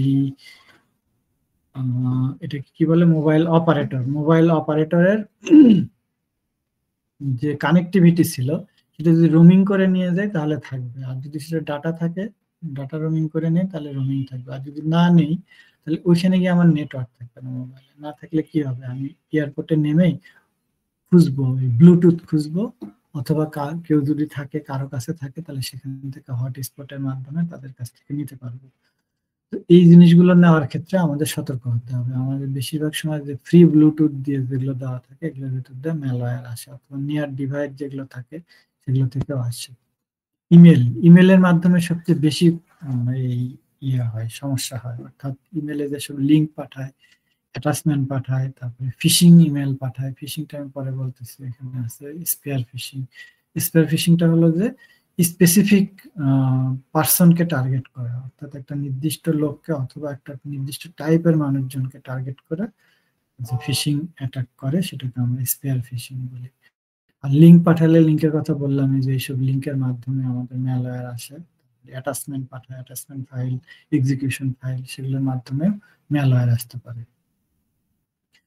মোবাইল ডিভাইস বলতে যেমন আইফোন, আইপ্যাড, ট্যাব বা অ্যান্ড্রয়েড ফোন, যে কোনো ফোনের মাধ্যমে আমাদের এই ম্যালওয়্যার আসতে পারে। সোশ্যাল নেটওয়ার্ক যেমন ফেসবুক সবচেয়ে বেশি আমরা ইউজ করি বা পছন্দ করি, এবং এর মাধ্যমেই সবচেয়ে বেশি সমস্যা তৈরি হয়। তারপরে লিঙ্কডইন, তারপরে গুগল, এইসবের মাধ্যমে অ্যাটাক হয়। রিমুভেবল মিডিয়া যেমন ইউএসবি স্টিক্স, ইউএসবি বা সিডি বা ডিভিডি প্লেয়ার, এগুলোর মধ্যে দিয়ে বাইরে থেকে ম্যালওয়্যার এসে অ্যাটাক করে। সোশ্যাল ইঞ্জিনিয়ারিং পরের স্লাইডে আছে, এটা দেখাচ্ছি। র্যানসমওয়্যারটা এই যে এখানে যতগুলো মিডিয়া বলা হলো, এই মিডিয়াগুলোর মাধ্যমে যারা এই র্যানসমওয়্যার অ্যাটাক করবে তারা একটা ফাইল পাঠালে ওই ফাইলে যদি আমরা ক্লিক করি তাহলে কি হবে, ওই ফাইলে যে ম্যালওয়্যারটা দেওয়া আছে ওই ম্যালওয়্যারটা এখানে ইনস্টল হয়ে যাবে। ইনস্টল হয়ে গেলে আমাদের এখানে দেখতেছি যে আমাদের একটা ইংরেজি ল্যাঙ্গুয়েজ ইউজ করে আমরা এই প্রেজেন্টেশনটা করতেছি বা আলোচনাটা করতেছি। তো এই ইংরেজি হোক বা বাংলা হোক বা আমাদের পরিচিত অন্য কোনো অ্যারাবিক যে ল্যাঙ্গুয়েজই হোক, ও র্যানসমওয়্যার অ্যাটাক করে এটাকে আননোন একটা ল্যাঙ্গুয়েজে কনভার্ট করবে, হিব্রু অথবা ইসরায়েলি ল্যাঙ্গুয়েজে কনভার্ট করবে, যেটা আমরা পড়তে বা জানতে পারবো না। করার পরে সেটাকে তার কন্ট্রোলে নিয়ে নেবে। নেওয়ার পরে বলবে যে তুমি আমাকে এত ডলার দাও, অথবা এত কারেন্সি, ক্রিপ্টো কারেন্সি, এত এইভাবে পেমেন্ট করলে আমি এটাকে ছেড়ে দেবো, না হলে এটা ছাড়বে না। তখন আমার এই ডিভাইসটা পুরোপুরি অকার্যকর হয়। তো এটা প্রোটেকশনের জন্য আমরা যদি ব্যাকআপ নিয়ে রাখি, তাহলে ব্যাকআপ নিয়ে রাখলে হয় কি, আমরা ওই তাদের কাছে এটা সারেন্ডার না করে বা পেমেন্ট না করে পুরোটাকে আমরা যদি এটাকে কি বলে ফরম্যাট করে দিয়ে আবার নতুন করে ইনস্টল করি, যদি ব্যাকআপ থাকে তাহলে এটাকে কাজে দিবে। আর না হলে তাদেরকে পেমেন্ট করে আমার এই র্যানসমওয়্যারটাকে থেকে ইয়ে করতে হবে, এই এটাকে কি বলে, আমার উদ্ধার করতে হবে, অর্থাৎ আমার তাদের কাছ থেকে আমার ডাটা আমার মতো রিডেবল ফর্মে নিয়ে আসতে হবে। Denial of service attack, denial of service অ্যাটাকটা হলো যে আমি কোনো সার্ভিস অ্যাভেল করতেছি, অর্থাৎ আপনাদের একটা সাইট আছে, এই সাইটে ঢুকে আমার একটা কাপড় পছন্দ হয়েছে, এই কাপড়টা আমি কিনবো। এখন কি করলাম যে আপনি এখানে দিচ্ছেন যে কাপড় কিনতে হলে এত টাকা পেমেন্ট করতে হবে, এটা আমি এখানে ক্রেডিট কার্ড বা মোবাইল ফিনান্সিয়াল সার্ভিস এর মাধ্যমে পেমেন্ট করতে পারি, অথবা আপনার এটা আমি আমার অ্যাড্রেস, মোবাইল নাম্বার এগুলো দিয়ে দিলাম, আর ওইটা আসলে ফিজিক্যালি নিয়ে দেখে আমি ক্যাশ পেমেন্ট করব, এরকম হতে পারে। তো এই ক্ষেত্রে কি হবে যে আমি যখন এই সার্ভিসটা নেওয়ার চেষ্টা করব, এই ক্র্যাকাররা করবে কি, ওই সার্ভিসের মাঝখানে সে নিজে কিছু প্যাকেজ ছেড়ে দেবে, যে প্যাকেটগুলো এর মধ্যে দিয়ে চলতে থাকবে। তখন কি হবে, আমি আপনার ওই ফেসবুকের সাথে যে কানেক্টিভিটি, ওই কানেকশনটা পাবো না, অর্থাৎ ওই সার্ভিসটা আমাকে ডিনাই করবে, আমি ওই সার্ভিসটা পাবো না। অনেক সময় এরকম হয়, আমরা ঢোকার চেষ্টা করতেছি, ঢুকতে পারতেছি না, চাকা ঘুরতেছে বা ঠিক মতো আসতেছে না, এরকম হয়। আরেকটা আছে ডিস্ট্রিবিউটেড ডেনিয়াল সার্ভিস, এটা এখানে ডিডস, ডি একটা বেশি থাকে, এটা হলো একটা একটা করে ছাড়া, আর ওটা একসঙ্গে অনেকগুলো ছাড়ে। তারপরে ইনসাইডার, ইনসাইডার অর্থাৎ আমরা যারা নিজে বিজনেস করি অথবা আমাদের কর্মচারী থাকে, কর্মকর্তা থাকে যারা, তারা নিজেরা অনেক সময় বুঝে অথবা না বুঝে প্রবলেম ক্রিয়েট করতে পারে। সাপোজ আমরা এরকম একটা কাজ করলাম, আমার এক এমপ্লয়ি একটা ইমেলে হয়তো ক্লিক করে বসলো, অথবা সে তার অফিসিয়াল ইমেল দিয়ে একটা ফেসবুক অ্যাকাউন্ট খুললো, খোলার পরে ওইটা অফিসে ইউজ করতে গিয়ে ওই ফেসবুক থেকে আমার ম্যালওয়্যার চলে আসলো। তো এইভাবে আমি বুঝে অথবা না বুঝে ইনসাইডার দিয়ে আমি অ্যাটাক করতে পারি। আর অনেক সময় থাকে কারো ইল মোটিভ থাকতে পারে, যে ঠিক আছে আমি এটা বিক্রি করব, করে টাকাটা আমি আমার পকেটে রাখবো, কোম্পানিতে জমা দেবো না। তো এগুলোর ক্ষেত্রে এটা আমি একটা ওয়ে বললাম। তো বিভিন্ন ভাবে ইনসাইডাররাও ইল মোটিভ নিয়েও কাজ করতে পারে, যার জন্য এসব এটাকে প্রবলেম হতে পারে। টাইপস অফ অ্যাটাক ভেক্টর, বিভিন্ন টাইপের অ্যাটাক ভেক্টর, যেমন আমি এইখান থেকে শুরু করি, মোবাইল ডিভাইস সিকিউরিটি। অর্থাৎ মোবাইল ডিভাইস যদি আমি সিকিউরলি মেনটেন করতে না পারি, তাহলে আমার এই অ্যাটাকের শিকার হতে হবে। মোবাইল ডিভাইসের সিকিউরিটি আচ্ছা আমার পরে আছে, সেটা বলবো। তারপরে একটু বলে নেই যে মোবাইল ডিভাইসের সিকিউরিটি মেনটেন করতে হলে ডিভাইসটা কেনার সময় আমি যখন কনফিগার করতে থাকি, সেই সময় থেকে আমার সিকিউরিটি মেনটেন করে চলতে হবে, তাহলে এটা ঠিক মতো সিকিউর থাকবে। পরেরটা হলো ইনঅ্যাডিকুইট সিকিউরিটি পলিসিস। আমাদের এই প্রত্যেকটা অর্গানাইজেশনেরই কিছু সিকিউরিটি পলিসিস থাকে, তো এই পলিসি যদি সাফিসিয়েন্ট না হয়, সেক্ষেত্রে আমার প্রবলেম তৈরি হতে পারে। তো এইখানে এই সাফিসিয়েন্ট সিকিউরিটি পলিসিস থাকতে হবে এবং সেটা কার্যকরভাবে থাকতে হবে। অর্থাৎ আমার পলিসি আছে কিন্তু কোনো কাজে লাগে না, কেউ ইউজ করে না, তাহলে হবে না। এটাকে প্রপারলি ইফেক্টিভ হতে হবে। নেটওয়ার্ক অ্যাপ্লিকেশনের ভিতরে নেটওয়ার্ক ডিভাইস থাকে, নেটওয়ার্ক কানেক্টিভিটি থাকে, নেটওয়ার্ক কনফিগারেশন থাকে, অনেক কিছু থাকে। তো এগুলো ঠিক মতো মেনটেন করতে না পারলেও আমাদের অ্যাটাক হবে, অর্থাৎ আমরা সিকিউরিটি মেনটেন করতে পারবো না। Lack of cyber security professional, ঠিক আছে আমরা কাজ করি, বাট এইখানে সাইবার সিকিউরিটি সম্পর্কে কারো কিছু জানা নেই, সেক্ষেত্রে কি হবে, আমরা আমাদের সাইবার সিকিউরিটি মেনটেন করতে পারবো না। তারপরে হলো হ্যাকটিভিজম। হ্যাকটিভিজম হলো যে এরকম বিভিন্ন অ্যাটাকের মাধ্যমে যে ম্যালওয়্যার গুলো আসে বা যায়, এগুলোকে যদি আমরা মেনটেন বা প্রোটেক্ট করতে না পারি, তাহলে আমরা এই ম্যালওয়্যার দিয়ে অ্যাটাকের শিকার হব। কমপ্লেক্সিটি অফ কম্পিউটার ইনফ্রাস্ট্রাকচার, অনেক সময় বড় অর্গানাইজেশন হলে এই এই ইনফ্রাস্ট্রাকচার অনেক কমপ্লেক্স হয়, এবং এই কমপ্লেক্স ইনফ্রাস্ট্রাকচার মেনটেনের জন্য যদি আমার প্রপার ম্যান পাওয়ার না থাকে, তাহলে এই কমপ্লেক্সিটি মেনটেন করতে পারে না। তো সেখানে যদি এই কমপ্লেক্সিটি অনুযায়ী প্রপারলি সিকিউর করা না হয়, তাহলে সেই ক্ষেত্রেও আমাদের এই সাইবার অ্যাটাকের শিকার হতে পারে। তারপরে সোশ্যাল মার্কেটিং এর কিছু এক্সাম্পল দিলাম, ফেসবুক, লিঙ্কডইন, গুগল, ইনস্টাগ্রাম, এগুলোর মাধ্যমে ইনফেক্টেড হতে পারে। তারপরে টার্গেটেড ম্যালওয়্যার হলো যে কেউ ইন্টেনশনালি কিছু মানুষজনকে সিলেক্ট করে তাদের কাছে ম্যালওয়্যার পাঠায়, এবং সেই ম্যালওয়্যার পাঠায় সেই প্রবলেমগুলো ক্রিয়েট করে, এগুলোর মাধ্যমে হতে পারে। আনপ্যাচড সফটওয়্যার, আনপ্যাচড মানে আপডেটেড যেসব সফটওয়্যার না, যেগুলো বললাম যে ওএস বা এইসব সফটওয়্যার লেটেস্ট ভার্সন ইউজ না করা, বা প্যাচ আপডেট দিছে সে আপডেটগুলো ইনস্টল না করা। তারপরে অর্গানাইজড সাইবার ক্রাইম, কিছু গ্রুপ থাকে, ক্রাইম ক্রিমিনাল থাকে যারা অর্গানাইজড হইতে সাইবার ক্রাইম করে, তো তাদের দ্বারাও অ্যাটাকের শিকার হতে হয়। তারপরে এটা হলো compliance of government laws and regulation. আমরা যদি এই সাইবার সিকিউরিটি রিলেটেড, অর্থাৎ সাইবার সিকিউরিটি অ্যাক্ট বা যেটা বললাম information security management system ISO 27001, এগুলোকে যদি আমরা কমপ্লাই না করে চলি, তাহলে সেক্ষেত্রে আমরা এই অ্যাটাকের শিকার হতে পারি। ইনসাইডার থ্রেট, আমি আগের স্লাইডে ইনসাইডার থ্রেটের কিছু বললাম, সেগুলো দিয়ে আমরা মানে নিজেরাই মানে প্রবলেম ক্রিয়েট করতে পারি। ইনসাইডার আমরা যারা, অর্থাৎ আমরা যারা বিজনেস করি বা কাজ করি, এমপ্লয়ি হিসেবে কাজ করি। বটনেট, রোবোটিক প্রসেস অটোমেশন বা রোবট তৈরি করে ছেড়ে দেয়। রোবট মানে যে আমরা তো মনে করতে পারি যে এটা একটা ফিজিক্যাল মানুষের মতো দেখতে রোবট, আসলে তা না। অ্যাপস আছে, মানে অ্যাপ্লিকেশন, অর্থাৎ প্রোগ্রামও আছে, আমরা ওগুলোকে রোবট, সংক্ষেপে বট বলে আর কি। সফটওয়্যার আছে রোবোটিক প্রসেস, একটা RPA বলে, রোবোটিক প্রসেস অটোমেশন, এরকম একটা সলিউশন আছে। এটা ইউজ করে এইসব সফটওয়্যারও তৈরি করা হয়, আবার যারা ক্র্যাকার আছে তারা এই ম্যালওয়্যারও তৈরি করে, ওরা এগুলোর মাধ্যমে অ্যাটাক করে আমার প্রবলেম ক্রিয়েট করতে পারে। ভার্চুয়ালাইজেশন অ্যান্ড ক্লাউড কম্পিউটিং, অনেক সময় আমরা ভার্চুয়াল, যেমন আজকের এই আমার সেশনটা, এটা আমরা ভার্চুয়াল প্রসেসের সেশনটা চালাচ্ছি, আমরা আলোচনা করতেছি, এটা আমাদের এখানে না হয়ে ফিজিক্যালিও হতে পারত। এটার ক্ষেত্রে আমরা গুগল মিট ইউজ করতেছি। এই গুগল মিটটা গুগল ক্লাউডের একটা পার্ট। এইসব ভার্চুয়ালাইজেশন এবং ক্লাউডের মাধ্যমে, এইসবের মাধ্যমে আমরা আক্রান্ত হতে পারি। এখন হলো এখানে অ্যাটাক সার্ফেস গুলো কি আছে, যেমন network insecurities.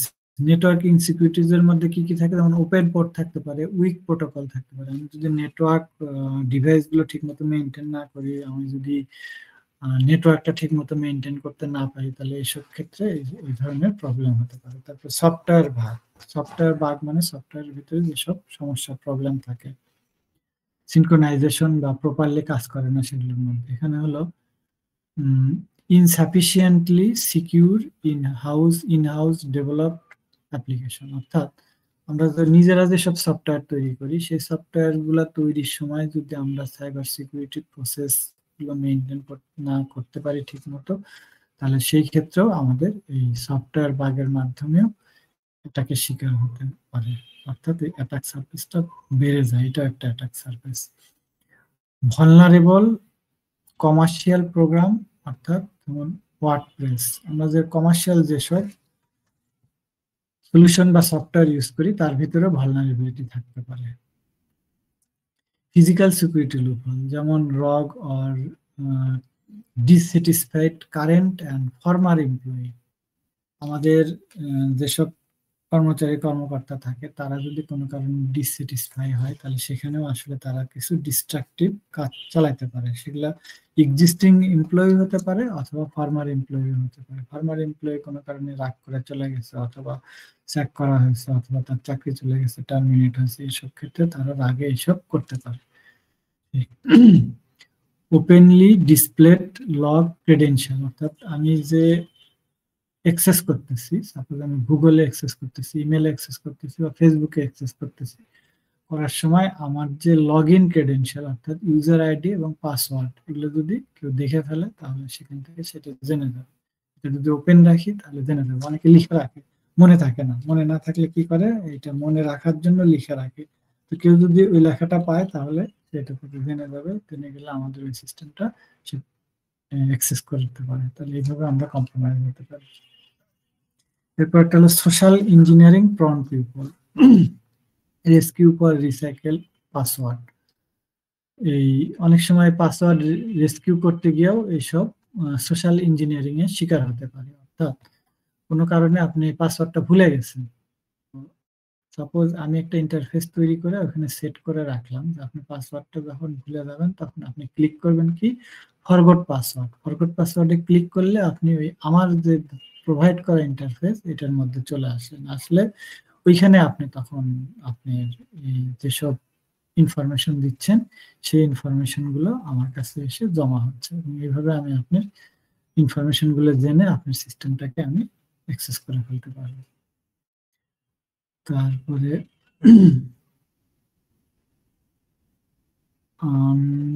unmonitored use of social media and unprotected personal devices.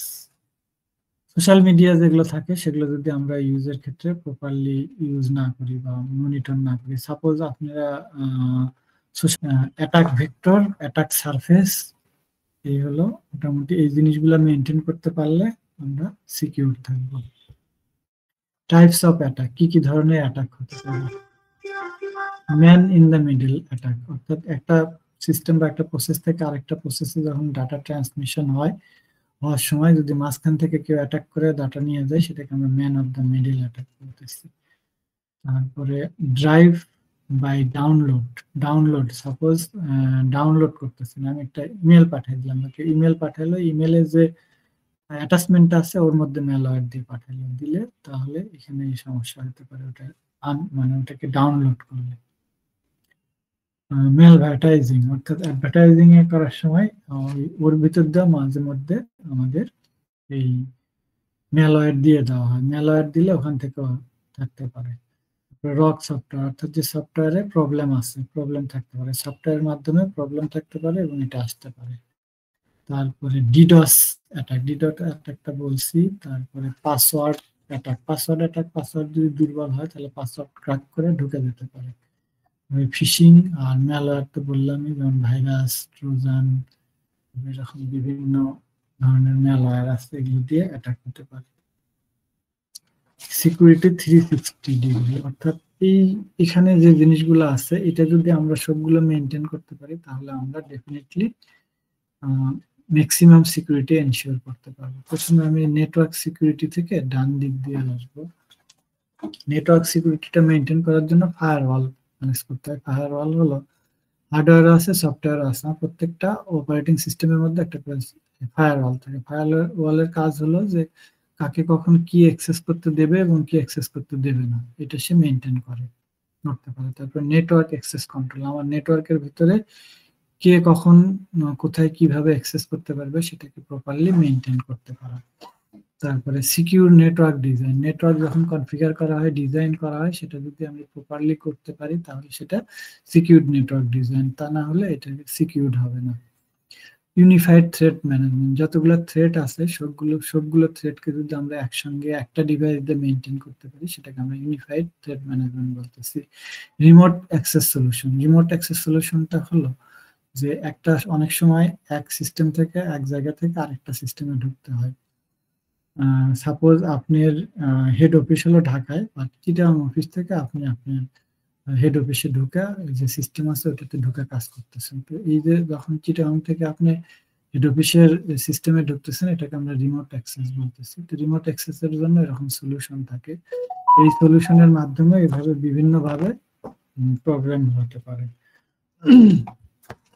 তারপর intrusion detection and prevention system, suppose আমি আমার সিস্টেমে ঢুকতে গেলে আমি আমার ইউজার আইডি এবং পাসওয়ার্ড জানি, আর অনেক সময় হ্যাকাররা বা ক্র্যাকাররা কি করে জানে না, বাট তারা প্রেডিক্ট করে এই অ্যাক্সেস করার চেষ্টা করে, যে আপনি নাম দিয়ে, আপনার মোবাইল নাম্বার দিয়ে, বাড়ির নাম্বার দিয়ে বিভিন্ন ধরনের জিনিস প্রেডিক্ট করে ঢোকার চেষ্টা করে। তো সেগুলো যদি করে, সাপোজ একবার, দুইবার, তিনবার, তৃতীয়বার যখন করবে তখন সিস্টেম বুঝে যাবে যে না, এটা ইউজার না, এটা, তখন সে এই প্রেডিক্ট করে আর কি, যে তার ইন্ট্রুশনটা প্রেডিক্ট করে এটাকে মানে প্রথমে হলে ডিটেক্ট করে যে এটা তো আসলে ইউজার না, এটা অন্য কেউ হবে, তখন সে ডিটেক্ট করার পরে এটাকে প্রিভেনশনের ব্যবস্থা নেয়। প্রিভেনশনের ব্যবস্থা নিলে সে হয় ওটাকে হ্যাং করে দেয়, অথবা ওইটাকে অ্যাক্সেসের প্রসেসটা বন্ধ করে দেয়, অথবা ওইখানে কাজ করাটা বন্ধ করে দেয়।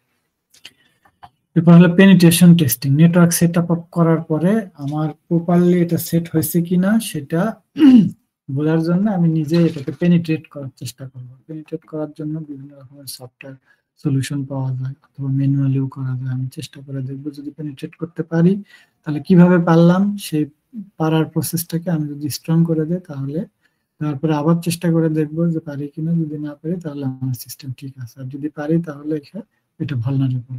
এখানে আরো নেটওয়ার্কটাকে স্ট্রং করতে হবে।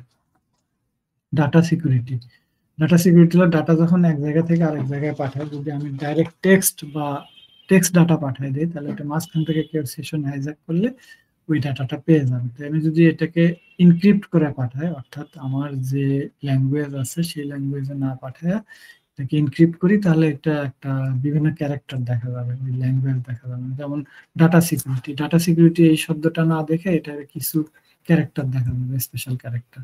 তো এটা আমার কি আমি নিয়ে গেছি ওটা বুঝতে পারবো না, কাজে নিলেও সমস্যা হবে না। তারপরে ডাটা লিকেজ প্রিভেনশন, এক জায়গা থেকে আরেক জায়গায় ডাটা পাঠানোর সময় ডাটা যাতে লিকেজ না হয়, এই লিকেজের উপরে অনেকগুলো আছে, ইন্টারন্যাশনাল জিডিপিআর আছে, ইউরোপিয়ান ইউনিয়নের ক্যালিফোর্নিয়া অ্যাক্ট আছে, আমেরিকান এশিয়ানও কিছু আছে এরকম। তো এগুলার যে পলিসি আছে এগুলো অ্যাভেল করলে আমার ডাটা লিকেজ প্রিভেনশন হবে। ইনফ্রাস্ট্রাকচার সিকিউরিটি হলো ডোমেইন নেম সিস্টেম সিকিউরিটি, তারপর মেল সিকিউরিটি, এগুলোর কথা তো বললামই। ইউনিফাইড কমিউনিকেশন, আমরা যখন কমিউনিকেট করি, যোগাযোগ করি, এটা যদি একটা মাধ্যমে মনিটর করা যায় সেটাকে আমরা ইউনিফাইড কমিউনিটি বলতেছি। তারপরে security information and event management, এটা হলো SIEM। এটা হলো একটা টুল, এই টুল দিয়ে আমরা আমাদের সিস্টেমের বিভিন্ন রকম ইনফ্রাস্ট্রাকচারের লক কালেক্ট করে আমাদের যে বিজনেস দেওয়া থাকে সেই বিজনেস অনুযায়ী আমার এখানে কার্যক্রম চলতেছে কিনা সেটাকে সে ডিটেক্ট করে। এবং এটার কিছু ইন্টেলিজেন্স সিস্টেম আছে, SOAR, AR, এগুলো দিয়ে কি করা হয় যে সে যদি আমার যে বিজনেস সেট করা আছে এই বিজনেসের বাইরে যদি কেউ কোনো ট্রানজেকশন করতে যায় বা এর বাইরে যদি কোনো কাজ করতে যায়, তাহলে সেটাকে সে ডিটেক্ট করে, এবং ডিটেক্ট করে এটা একটা অ্যালার্ট মেসেজ দিলে, আর কোনো কোনো ক্ষেত্রে আছে যে এরকম করলে সে বন্ধ করে দেবে, এটা কাজ করতেই দেবে না। তো SIEM দিয়ে আমরা এই ধরনের কাজগুলো করতে পারি। Log and false positive analysis, অনেক সময় আমরা অ্যানালাইসিস করে দেই, এই যে সাপোজ SIEM আমার লগ অ্যানালাইসিস করে আমার যে ঘটনা যেটা ঘটছে দেখা যাচ্ছে যে সেটাকে সে ঠিক মতো ডিটেক্ট না করে একটু উল্টাপাল্টা করে ফেলছে, অর্থাৎ ফলসটাকে সে সঠিক মনে করে নিছে। সাপোজ যেটার ইউজার আইডি পাসওয়ার্ড অমুক না আরেকজন, তো সে তাকে এটা মনে করে ফেলছে, মনে করে তাকে অ্যাক্সেস দিয়ে দিয়েছে, তাহলে কি হলো যে ফলসটাকে সে পজিটিভলি ধরে নিল। এরকম সমস্যা। না এখন তোমার কত কোম্পানি বাইর করছে জানো? 3 কোম্পানি বাইর করছে। এটা কি কেউ কথা বলতেছেন? আমাকে তো কেউ জিজ্ঞেস করেননি কিছু নাকি? হ্যালো, আচ্ছা। পরেরটাতে যায় সিস্টেম সিকিউরিটি হলো যে আমাদের অপারেটিং সিস্টেম যেগুলো আছে, যেমন উইন্ডোজ, লিনাক্স, সার্ভার্স, তারপরে ভালনারেবিলিটি এবং প্যাচ ম্যানেজমেন্ট, এটার কথা একটু আগে বলছি। তারপরে অটোমেটেড ভালনারেবিলিটি স্ক্যানিং। তো আমার যে এই অপারেটিং সিস্টেম গুলো থাকে এগুলোকে যদি আমরা আপডেটেড রাখি তাহলে এর ভালনারেবিলিটি গুলোকে সে ম্যানেজ করতে পারে। আর আপডেটেড না থাকলে, ব্যাকডেটেড থাকলে, যে ডেট পর্যন্ত আপডেট আছে তারপরে যে ভালনারেবিলিটি গুলো আছে বা প্যাচ গুলো আছে সেগুলোকে সে, সেই ম্যালওয়্যার গুলোকে সে প্রোটেক্ট করতে পারবে না। তারপরে হলো ওয়েব অ্যাপ্লিকেশন সিকিউরিটি হলো যে আমাদের যেসব সিস্টেম ওয়েব ফেসিং এ থাকে, অর্থাৎ ওয়েবসাইট দিয়ে ঢোকা যায়, সেগুলোকে আমরা ওয়েব অ্যাপ্লিকেশন বলতেছি, এবং এগুলোর জন্য সিকিউরিটি সবচেয়ে বেশি মেনটেন করতে হয়। এগুলোর জন্য যে OWASP টপ 10 পলিসি প্রসিডিওর আছে, বা SANCWE টপ 25 এগুলো পলিসি আপডেট করছে। তো এদের এই সিস্টেমগুলো যদি আমরা মেনটেন করে চলি তাহলে আমাদের এগুলো সিকিউর থাকে। তারপরে ডাটাবেজ অ্যাক্টিভিটি মনিটরিং হলো যে আমার যে ডাটাবেজ আছে সেই ডাটাবেজটা ঠিক মতো কাজ করতেছে কিনা, অর্থাৎ ইনসার্ট, আপডেট, ডিলিট এগুলো ঠিক মতো হচ্ছে কিনা সেটা মনিটরিং এর কিছু টুল থাকে, এগুলো দিয়ে আমরা এটাকে মনিটর করতে পারি। তারপর হলো কন্টেন্ট সিকিউরিটি হলো যে আমার যে কন্টেন্ট গুলো থাকে সেগুলোর মধ্যে ম্যালওয়্যার থাকে, তো সেগুলোতে ম্যালওয়্যার আছে কিনা এগুলো ফিল্টার করে যদি আমরা ইনশিওর করি তাহলে এই কন্টেন্ট সিকিউরিটি মেইনটেইন হবে। তারপরে সিকিউর ফাইল ট্রান্সফারের ক্ষেত্রে যদি আমরা সিকিউর প্রোটোকল মেইনটেইন করি তাহলে এখানে সিকিউরিটি ইনশিওর হবে। ওয়েব অ্যাপ্লিকেশন ফায়ারওয়াল, যেসব সিস্টেম আমাদের ওয়েব ফেসিং এ আছে সেগুলোর জন্য আমরা যদি ওয়েব অ্যাপ্লিকেশন ফায়ারওয়াল ইউজ করি তাহলে সেক্ষেত্রে এই ওয়েব অ্যাপ্লিকেশনগুলোর সিকিউরিটি ইয়ে হবে আর কি, সিকিউরিটি বাড়বে।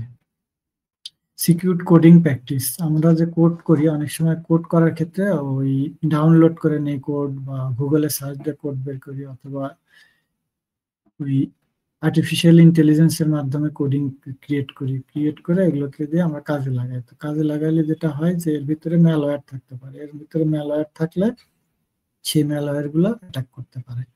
তো এই জন্য এগুলোকে ফিল্টারিং করে বা প্রপারলি মেনটেন করে করলে এই সমস্যাগুলো হবে না। টেস্টিং ফর ভালনারেবিলিটি যদি থাকে এগুলো টেস্ট করে এগুলোকে রিমুভ করে সিকিউরিটি এনশিওর করা। তারপরে অ্যাপ্লিকেশন পেনিট্রেশন টেস্টিংটা বলছি আমি যে নেটওয়ার্কের ক্ষেত্রে, এটা সিমিলার জিনিস। তারপরে সিকিউর কোড রিভিউ, আমরা যে কোড গুলা করি এটা ঠিকঠাক মতো আছে কিনা এটা রিভিউ এর জন্য কিছু সলিউশন পাওয়া যায়, এগুলো দিয়ে আমরা এই সিকিউর কোড রিভিউ করে কাজ করি। এটা হলো অ্যাপ্লিকেশন সিকিউরিটি। এরপর হলো মোবাইল সিকিউরিটি। মোবাইল সিকিউরিটির ভিতরে যে অথেন্টিকেশন অ্যান্ড অনবোর্ডিং, মোবাইলটা আমরা যখন কিনে কনফিগার করা শুরু করব সেই সময় থেকে আসলে আমাদের কনফিগারেশনের প্রত্যেকটা স্টেপ যদি আমরা দেখে দেখে মেনটেন করে এটা কনফিগার করি, তাহলে সেখান থেকে আমার আসলে সিকিউরিটিটা শুরু হয়। তারপরে রগ অ্যাক্সেস পয়েন্ট ডিটেকশন, যদি কোনো খারাপ সফটওয়্যার থাকে তাহলে সেটা আমরা ডিটেক্ট করে সেটাকে ইউজ না করা বা সেটাকে ম্যানেজ করা। তারপরে ওয়্যারলেস সিকিউর প্রোটোকল, আমরা অনেক সময় ওয়্যারলেস যেমন ওয়াইফাই আমরা ওয়্যারলেস প্রোটোকল ইউজ করি, রেডিও লিঙ্ক ইউজ করি এগুলোর মাধ্যমে। তারপরে OWASP মোবাইল টপ, এই যে এটার মতো অ্যাপ্লিকেশনের মতো এটা মোবাইল অ্যাপস অটোমেশন স্ক্যানিং, যেসব অ্যাপস আছে এগুলো যদি আমরা অ্যান্টিভাইরাস দিয়ে স্ক্যান করি তাহলে এটাকে সিকিউর করা যাবে। তারপরে dynamic mobile app analysis, secure coding practice একই জিনিস, মোবাইল পেনিট্রেশন টেস্টিং একই জিনিস, সিকিউর কোড রিভিউ একই জিনিস, এগুলো দুটো একই জিনিস। রিস্ক কাভারেজ এন্ড কমপ্লায়েন্স, এটা ওই যে আমি প্রথম দিকে বলতেছিলাম যে ISO 27001, এটা হলো information security management system. ISO 2700 একটা স্ট্যান্ডার্ড। HIPAA এটা হলো হেলথ সিস্টেমের সিকিউরিটি মেনটেন করে। PCI হলো payment card industry data security standard, অর্থাৎ কার্ড ডাটা এনভায়রনমেন্ট আছে সেটার সিকিউরিটি মেনটেন করে। আর এটা হলো সিকিউরিটি অপারেটিং সেন্টার, বড় অর্গানাইজেশন গুলোতে একটা করে সিকিউরিটি অপারেটিং সেন্টার থাকে, সেখান থেকে 360 ডিগ্রি সিকিউরিটি বিভিন্নভাবে মেনটেন করে চলা হয়। ফায়ারওয়াল কমপ্লায়েন্স অ্যান্ড ম্যানেজমেন্ট, ফায়ারওয়ালের যে নেটওয়ার্কের আমাদের সিকিউরিটি মেনটেন করে। ফিজিক্যাল অ্যান্ড লজিক্যাল রিভিউ, এগুলো আমরা অলরেডি আলোচনা করছি। কনফিগারেশন কমপ্লায়েন্স, আমরা কনফিগারেশন যদি ঠিক মতো করি তাহলে ওটা কমপ্লাই করে আসলে সিকিউরিটি হবে, আর না হলে এখানে সিকিউরিটি থাকবে না। এরপর হলো অডিট অ্যান্ড কমপ্লায়েন্স অ্যানালাইসিস, এইসব আমরা ঠিক মতো করছি কিনা এটা পিরিয়ডিক্যালি, অর্থাৎ একটা নির্দিষ্ট সময় পর পর, বা যদি বেশি ভালনারেবল হয় তাহলে সেক্ষেত্রে আরো ফ্রিকুয়েন্টলি আমরা অডিট করতে পারি। অডিট করে দেখবো যে আসলে আমাদের এই সিস্টেমগুলো ঠিক আছে কিনা, কনফিগারেশন ঠিক মতো আছে কিনা, অ্যান্টিভাইরাস বসানো আছে কিনা, প্যাচ আপডেট হয়েছে কিনা। অর্থাৎ আমরা এখানে যতগুলো প্রবলেমের কথা বলছি সেই প্রবলেমগুলো এর ভিতরে এক্সিস্টিং আছে নাকি এগুলো কমপ্লাই করে তারপরে আমার সিস্টেমটা চলতেছে। অডিট এবং কমপ্লায়েন্সের মাধ্যমে এইভাবে কাজগুলো করা হয়। অ্যাডভান্স থ্রেট প্রোটেকশন, যেমন বটনেটের কথা বললাম যে রোবট দিয়ে যেটা প্রোটেক্ট করা হয়, রোবট দিয়ে যেমন অ্যাটাকও করা হয় ঠিক অল্টারনেটলি রোবট দিয়ে আবার প্রোটেক্টের ব্যবস্থা করা যায়। Malware analysis and anti malware solution, malware analysis করে আমাদের কিছু সলিউশন কিন্তু পাওয়া যায় এন্টি ম্যালওয়্যার। স্যান্ডবক্সিং মানে আমাদের এই মূল ডাটাগুলোকে ইন্টারনেট ফেসিং এ ওয়েব ফেসিং এ না দিয়ে আমরা একটা আলাদা জোন ক্রিয়েট করে তার মাধ্যমে এগুলো করতে পারি। তারপরে অ্যাপ্লিকেশন হোয়াইট লিস্টিং, আমরা যে অ্যাপ্লিকেশন ইউজ করব সেটা একটা লিস্ট করা এবং সেগুলোকে কমপ্লাই করে ইউজ করা, আমরা আনঅথরাইজ বা পাইরেটেড সফটওয়্যার ইউজ না করা। নেটওয়ার্ক ফরেন্সিক, যদি নেটওয়ার্কে কোনো সমস্যা হয় তাহলে এটা ফরেন্সিক অ্যানালাইসিস করে এটার প্রবলেমগুলো ডিটেক্ট করে এটাকে প্রোটেকশনের ব্যবস্থা নেওয়া হয়। অটোমেটেড সিকিউরিটি অ্যানালাইটিক্স, যেমন আমি যে এই জায়গাটাতে SIEM এর কথা বললাম, security information and event management, এরকম অটোমেটেড কিছু সিকিউরিটি অ্যানালাইসিস এদেরকে ডিটেকশন এবং প্রোটেকশনের ব্যবস্থা নিতে পারি। এই হলো ছিল আমার মোটামুটি 360 ডিগ্রি সিকিউরিটি এই জিনিসগুলো মেনটেন করতে পারলে যে কোনো অর্গানাইজেশনই ম্যাক্সিমাম সিকিউরিটি মেনটেন করতে পারবে। প্রোটেক্ট ইয়োর সেলফ, এরপরে কিভাবে নিজেকে রক্ষা করবেন। Never open email whose sender you do not know, যার আমরা সেন্ডার জানি না তার ইমেলটা ওপেন না করাই ভালো। যদি ওপেন করিও তাহলে দেখে শুনে শিওর হয়ে যে এতে কোনো ম্যালওয়্যার নাই তারপরে ওপেন করা ভালো। Do not open attachment, email open করার পরে ইমেলের ভিতরে যে অ্যাটাচমেন্টটা থাকে ওই অ্যাটাচমেন্টটাকেও, আর অ্যাটাচমেন্টটাই আসলে বেশি সেন্সিটিভ, বেশি প্রবলেম ক্রিয়েট করে। ইমেলস অফ আননোন অরিজিন আর ক্লিক অন দেয়ার লিঙ্ক, যদি আননোন অরিজিন হয় বা এটা যদি আমরা না জানি না বুঝি তাহলে ক্লিক না করাই ভালো। Do not provide personal information or information about your organization unless you verify a person authority to have the information, অর্থাৎ না জেনে শুনে আমি আমার নিজের ইনফরমেশন কাউকে কখনো দেব না। সোশ্যাল ইঞ্জিনিয়ারিং এর কথা বলতেছিলাম। সোশ্যাল ইঞ্জিনিয়ারিং এর বিভিন্ন ভাবে করা হয়। এটা হলো একটা হলো হিউম্যান বেসড সোশ্যাল ইঞ্জিনিয়ারিং, একটা হলো কম্পিউটার বেসড সোশ্যাল ইঞ্জিনিয়ারিং, আর একটা হলো mobile social based social engineering. Computer based social engineering গুলোতে কি করে, এটা হলো gather sensitive information by interaction, অর্থাৎ একজনের একটা মানুষ, এই যে অনেকগুলো মানুষ ডান পাশে দেখা যাচ্ছে, এরা করে কি সোশ্যাল ইঞ্জিনিয়ারিং, অর্থাৎ সামাজিকতার মাধ্যমে আপনার সাথে সামাজিকতা করে করে আপনার কাছ থেকে তথ্য কালেকশন করে সেই তথ্য দিয়ে তারা এই অ্যাটাক চালাবে। এটা হলো হিউম্যান বেসড সোশ্যাল ইঞ্জিনিয়ারিং। আর কম্পিউটার বেসড হলো social engineering is carried out with the help of computer, অর্থাৎ আপনার কম্পিউটারে ফাইল পাঠিয়ে দেবে, ইমেল করে দেবে, অথবা আপনার ওই ফেসবুকের মাধ্যমে দিয়ে দিবে, অথবা ইনস্টাগ্রামে লিঙ্কডইনের মাধ্যমে দিয়ে দেবে। এটা হলো কম্পিউটার ডিভাইস। আর পরেরটা হলো মোবাইলেও ঠিক সিমিলারলি আপনার কি করে, it is carried out with the help of mobile application, মোবাইলে যেসব অ্যাপ আছে ওই অ্যাপের মাধ্যমেও এই ম্যালওয়্যার গুলো চালাতে পারে। এইভাবে সোশ্যাল ইঞ্জিনিয়ারিং এর কাজগুলো করে। Computer base social engineering phishing, এখানে দেখেন এই একটা ইমেল আসছে, সাপোজ আমাদের ইমেলের কথা বারবার বলতেছিলাম, এটা হলো একটা এক্সাম্পল দিয়ে বোঝাচ্ছি। যে ইমেলটা আসছে এরকম যে আপনাকে বলতেছে যে আপনি গতবার যে ট্যাক্স দিচ্ছেন সেই ট্যাক্সে আপনার ক্যালকুলেশনটা একটু ভুল হয়েছে। তো ভুল হওয়ার পরে এটা হচ্ছে যে এটা সঠিক করার পরে আপনি কিছু টাকা ফেরত পাবেন। তো টাকা ফেরত পাবেন আপনি যে এই একটা জায়গা আছে গেট স্টার্ট, লাল লাল দাগ দেওয়া আছে, ওইখানে ক্লিক করেন। ক্লিক করলে ডান পাশের যে এই যে ইয়েটা আছে, ইন্টারফেসটা আছে, এটা চলে আসবে। আসলে এখানে বলতেছে যে এখানে আপনার এই ইনফরমেশন গুলো দেবেন, আপনার ডেট অফ বার্থ, আপনার নাম, আপনার অ্যাড্রেস, আপনার কার্ড নাম্বার, এগুলো দেবেন। যেটা দেবেন এই যে এই ইমেলটা বা ফিশিং এটা তৈরি করছে তার কাছে যে ডান পাশের যে ইনফরমেশন গুলো দেওয়া আছে এই ইনফরমেশন গুলো সব তার কাছে চলে যাবে। চলে গেলে সে কি করবে, আপনার এই যে কার্ডের ইনফরমেশন বা আপনি নিজের ইনফরমেশন গুলো পেয়ে সে সেটাকে ইউজ করে আপনার সিস্টেমে অ্যাক্সেস করবে। তো এই ধরনের ফিশিং অ্যাটাকের যাতে আমরা শিকার না হয় এই জন্য আসলে এই এক্সাম্পলটা এখানে এইভাবে দিয়েছি। স্মার্টফোন সিকিউরিটি, আপনারা কিভাবে স্মার্টফোন সিকিউরিটি মেনটেন করবেন। Avoid giving out personal information, ব্যক্তিগত তথ্য না দেওয়াই ভালো, এগুলো দিলে আপনি হ্যারাসমেন্টের শিকার হবেন।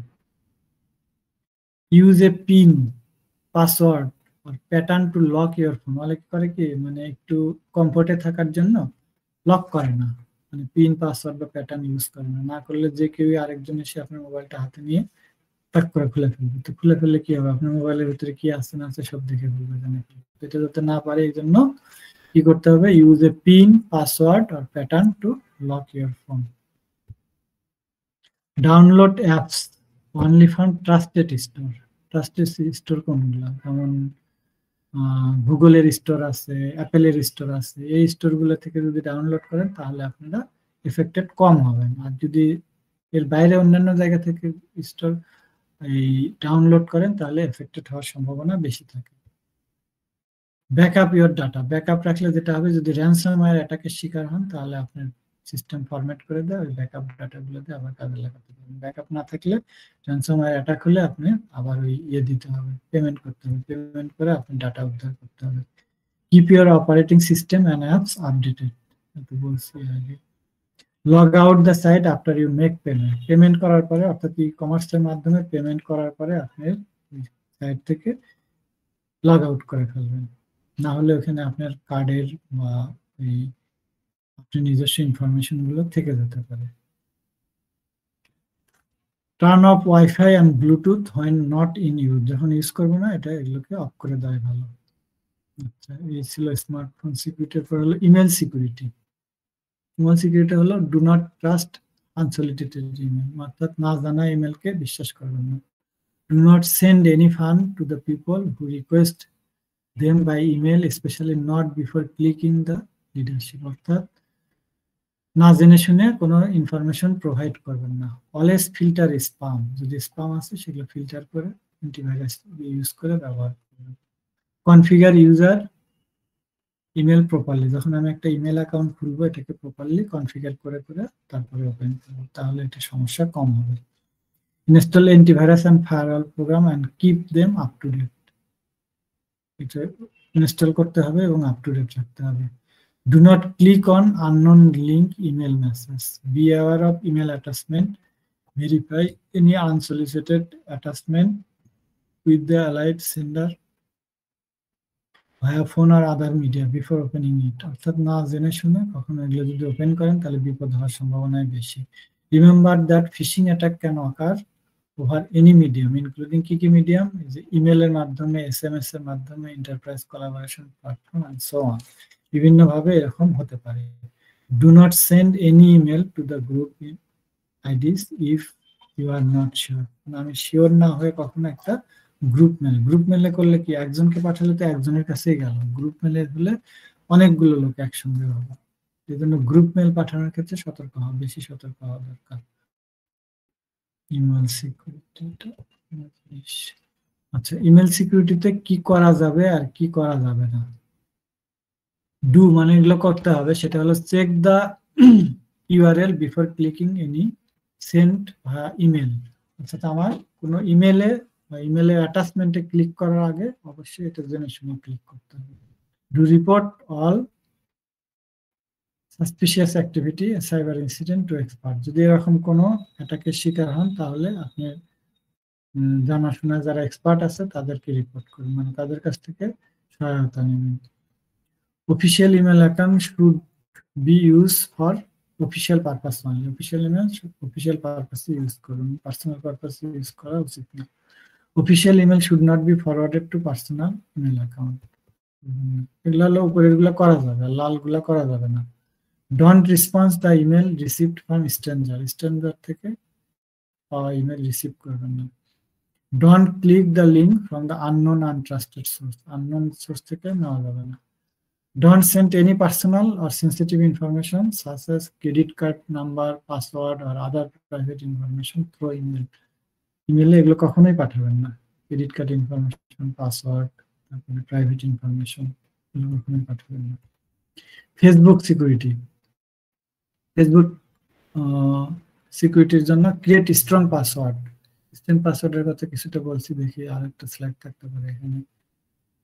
কনফার্ম ইওর মোবাইল নাম্বার, ওখানে মোবাইল নাম্বার দিলে যেটা হবে যে আপনি ছাড়া অন্য কেউ যদি আপনার ফেসবুকে ঢুকতে চায় তাহলে আপনার মোবাইলে একটা মেসেজ আসবে, অনেক সময় কনফার্মেশন চায় যে এটা ওপেন করে রাখতে হবে যে এই জায়গা থেকে এই ধরনের একটা অ্যাক্সেস করতে চাচ্ছে, এটা কি তুমি, না হলে আমি এটা বন্ধ করে দেব। এটা ইয়েস দিলে ওকে দিলে ওপেন হবে, না দিলে ওইটা ওপেন করতে পারবে না। অ্যাক্টিভেট সিকিউর ব্রাউজিং, যেসব ব্রাউজার ইউজ করি সেগুলো আমরা সিকিউর ব্রাউজার গুলো ভালো হয়, সিকিউর ব্রাউজার জানা ব্রাউজার গুলো এবং এগুলো আপডেটেড থাকলে সিকিউর থাকে। অ্যাক্টিভেট লগ ইন অ্যাপ্রুভাল, অর্থাৎ লগ ইন করার সময় আপনি আপনার ইমেল বা মোবাইলের মাধ্যমে অ্যাপ্রুভ করবেন, তারপরে ওটা লগ ইন করা যাবে। এরকম সিস্টেম থাকলে তাহলে কেউ এটার ভিতরে আনঅথরাইজ অ্যাক্সেস করতে পারবে না, এরকম অ্যাপ্রুভাল সিস্টেম অ্যাক্টিভেট করতে হবে। ডিসকানেক্ট প্রিভিয়াস অ্যাক্টিভ সেশন, একটা অ্যাক্টিভ সেশন থাকছিল ওখান থেকে ডিসকানেক্ট করে গিয়ে পরবর্তীতে আবার যখন দরকার তখন ঢুকতে হবে। তারপরে activate private browsing, private browsing ওই গুগলে আসে পাওয়া যায়, এগুলো যদি করি তাহলে মোর সিকিউর হয়।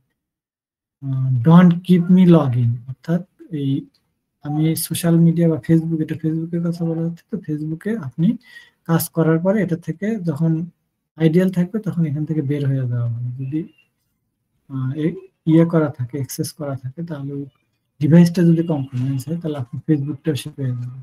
আর যদি অ্যাক্সেস করা না থাকে তাহলে ডিভাইসটা চলে গেলে আমার সেটাতে ঢুকতে পারবে না। Avoid clicking on link from spam mail, spam মেইলে ক্লিক করা যাবে না। Sign out after use. আচ্ছা, এই যে পাসওয়ার্ডের কথা বলতেছিলাম, এখানে পাসওয়ার্ডের ব্যবহারের ক্ষেত্রে দেখেন নাম্বার অফ ক্যারেক্টার, কতটা ক্যারেক্টার ইউজ করলে কতক্ষণের মধ্যে এটা হ্যাক হয়ে যাবে।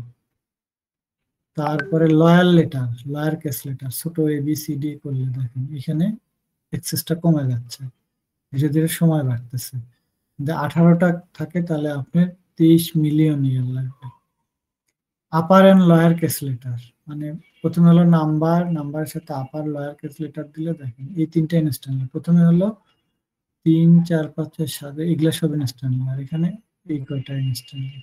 তারপরে এইভাবে 6 ট্রিলিয়ন ইয়ার পর্যন্ত সময় লাগবে। তারপরে number, upper end lower case letter সবগুলো মিললে আরো সিকিউর হবে। Number, upper lower case letter special, এটা হলো সবচেয়ে বেশি সিকিউর। তাহলে এটা করতে হলে আমার 5টা পর্যন্ত ইনস্ট্যান্টলি করতে পারবে, কিন্তু আমি যদি এই গ্রিন জোনে থাকি তাহলে আমাকে কেউ কখনোই হ্যাক করতে পারবে না। অর্থাৎ আমি যদি এই কয়টা ক্যারেক্টার ইউজ করি এবং 12টা যদি আমি, সেটা হলো 12টা, টোটাল 12টা কি থাকবে, নাম্বার থাকবে, আপার লয়ার কেস থাকবে আর স্পেশাল ক্যারেক্টার থাকবে, ইউজ করলে আমি গ্রিন জোনে থাকবো। এটা আমি সবসময় দেখাই। এবং পাসওয়ার্ডটা হলো সবচেয়ে ইম্পর্টেন্ট আপনি বাঁচার জন্য, সিকিউরিটি অ্যাটাক থেকে বাঁচার জন্য। আর ফাইনালি হলো কি স্টেপস ফর অনলাইন এন্টারপ্রেনার।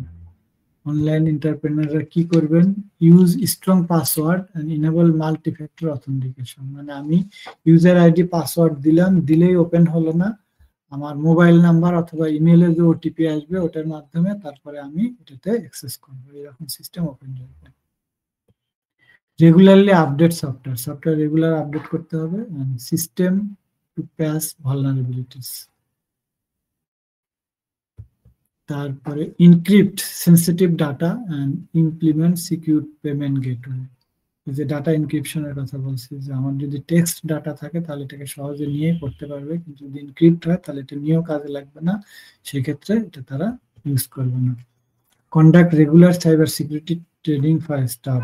আমরা মাঝে মধ্যে এই যে অনলাইন এন্টারপ্রেনার অ্যাসোসিয়েশন থেকে করে থাকি, আপনারাও নিজেরা যে যার অবস্থান থেকে করবেন, প্র্যাকটিস করবেন, মানবেন। আর backup critical data to prevent loss during an attack. যদি ব্যাকআপ রাখি তাহলে অ্যাটাক হয়ে গেলে আমার এই ব্যাকআপ থেকে আমি পরবর্তীতে আমার ডাটাগুলোকে ইউজ করতে পারবো। এই ছিল মোটামুটি আমার আজকের প্রেজেন্টেশন। এরপরে কোশ্চেন অ্যান্সার আমার মনে হয় বেড়েই যায়, তারপরে দেখে কথাবার্তা বললে ভালো হবে। শেয়ারিং বন্ধ করে দিই।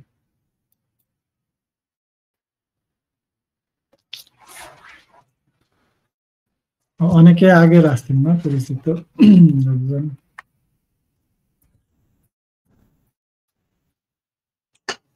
জি স্যার, আগের আছে স্যার, পরিচিত।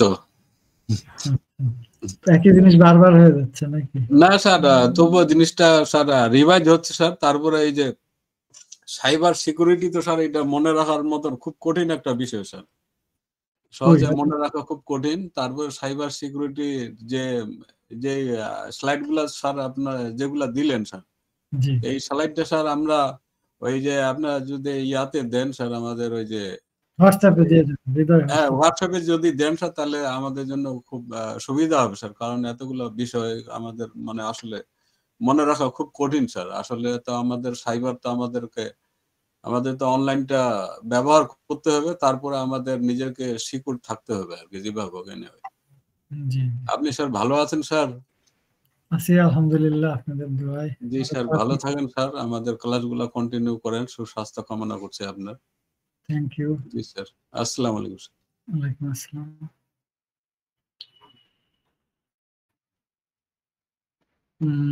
বলেন এখন কার কি জানার আছে, জিজ্ঞাসা করার আছে, তারপরে ফিডব্যাক দেন। মানে আরো 3টা ক্লাস আছে তো, সেই ক্লাসে আরো কিভাবে কি করলে ভালো হবে সেটা বলুন। আর আপনাদের এখানে কিছু জানার থাকলে বলবেন, এখানে এখানে এখন না পারেন আমাদের হোয়াটসঅ্যাপে জানাবেন, আমরা যেখানে যে কোনো ভাবেই পারি আপনাদের সেগুলো হেল্প করার চেষ্টা করব।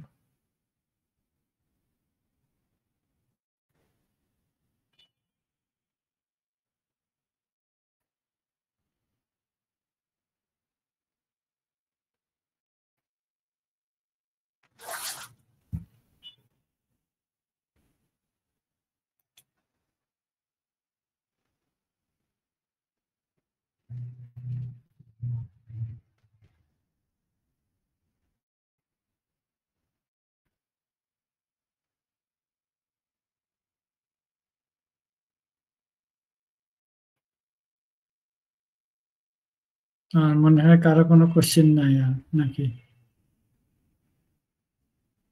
আমাদের টাইমও শেষ, 9টা বেজে গেছে।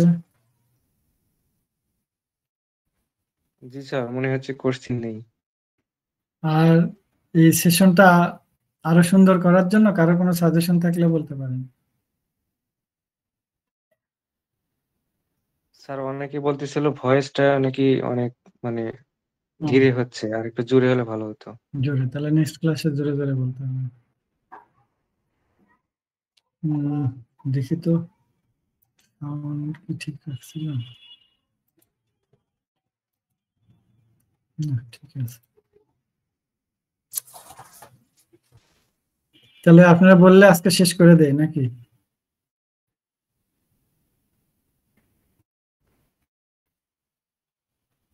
আমার মনে হয় আরো কিছু করার নেই। আপনার আপনার প্রসেস গুলো শেষ হয়েছে হৃদয়? জি স্যার, ঠিক আছে স্যার, কারো প্রশ্ন না থাকলে আপনি শেষ করতে পারেন। ঠিক আছে, তাহলে সবাইকে ধন্যবাদ। আপনারা অনেক সময় ব্যয় করে কষ্ট করে আজকের এই সেশনটা শুনছেন, এবং এখান থেকে যদি আপনাদের কোনো উপকার হয় বা কাজে লাগে তাহলে আমরা এবং আমাদের অনলাইন এন্টারপ্রেনার অ্যাসোসিয়েশন আমরা ধন্য হব। কে জানি কি একটা মেসেজ দিচ্ছে, দেখি তো।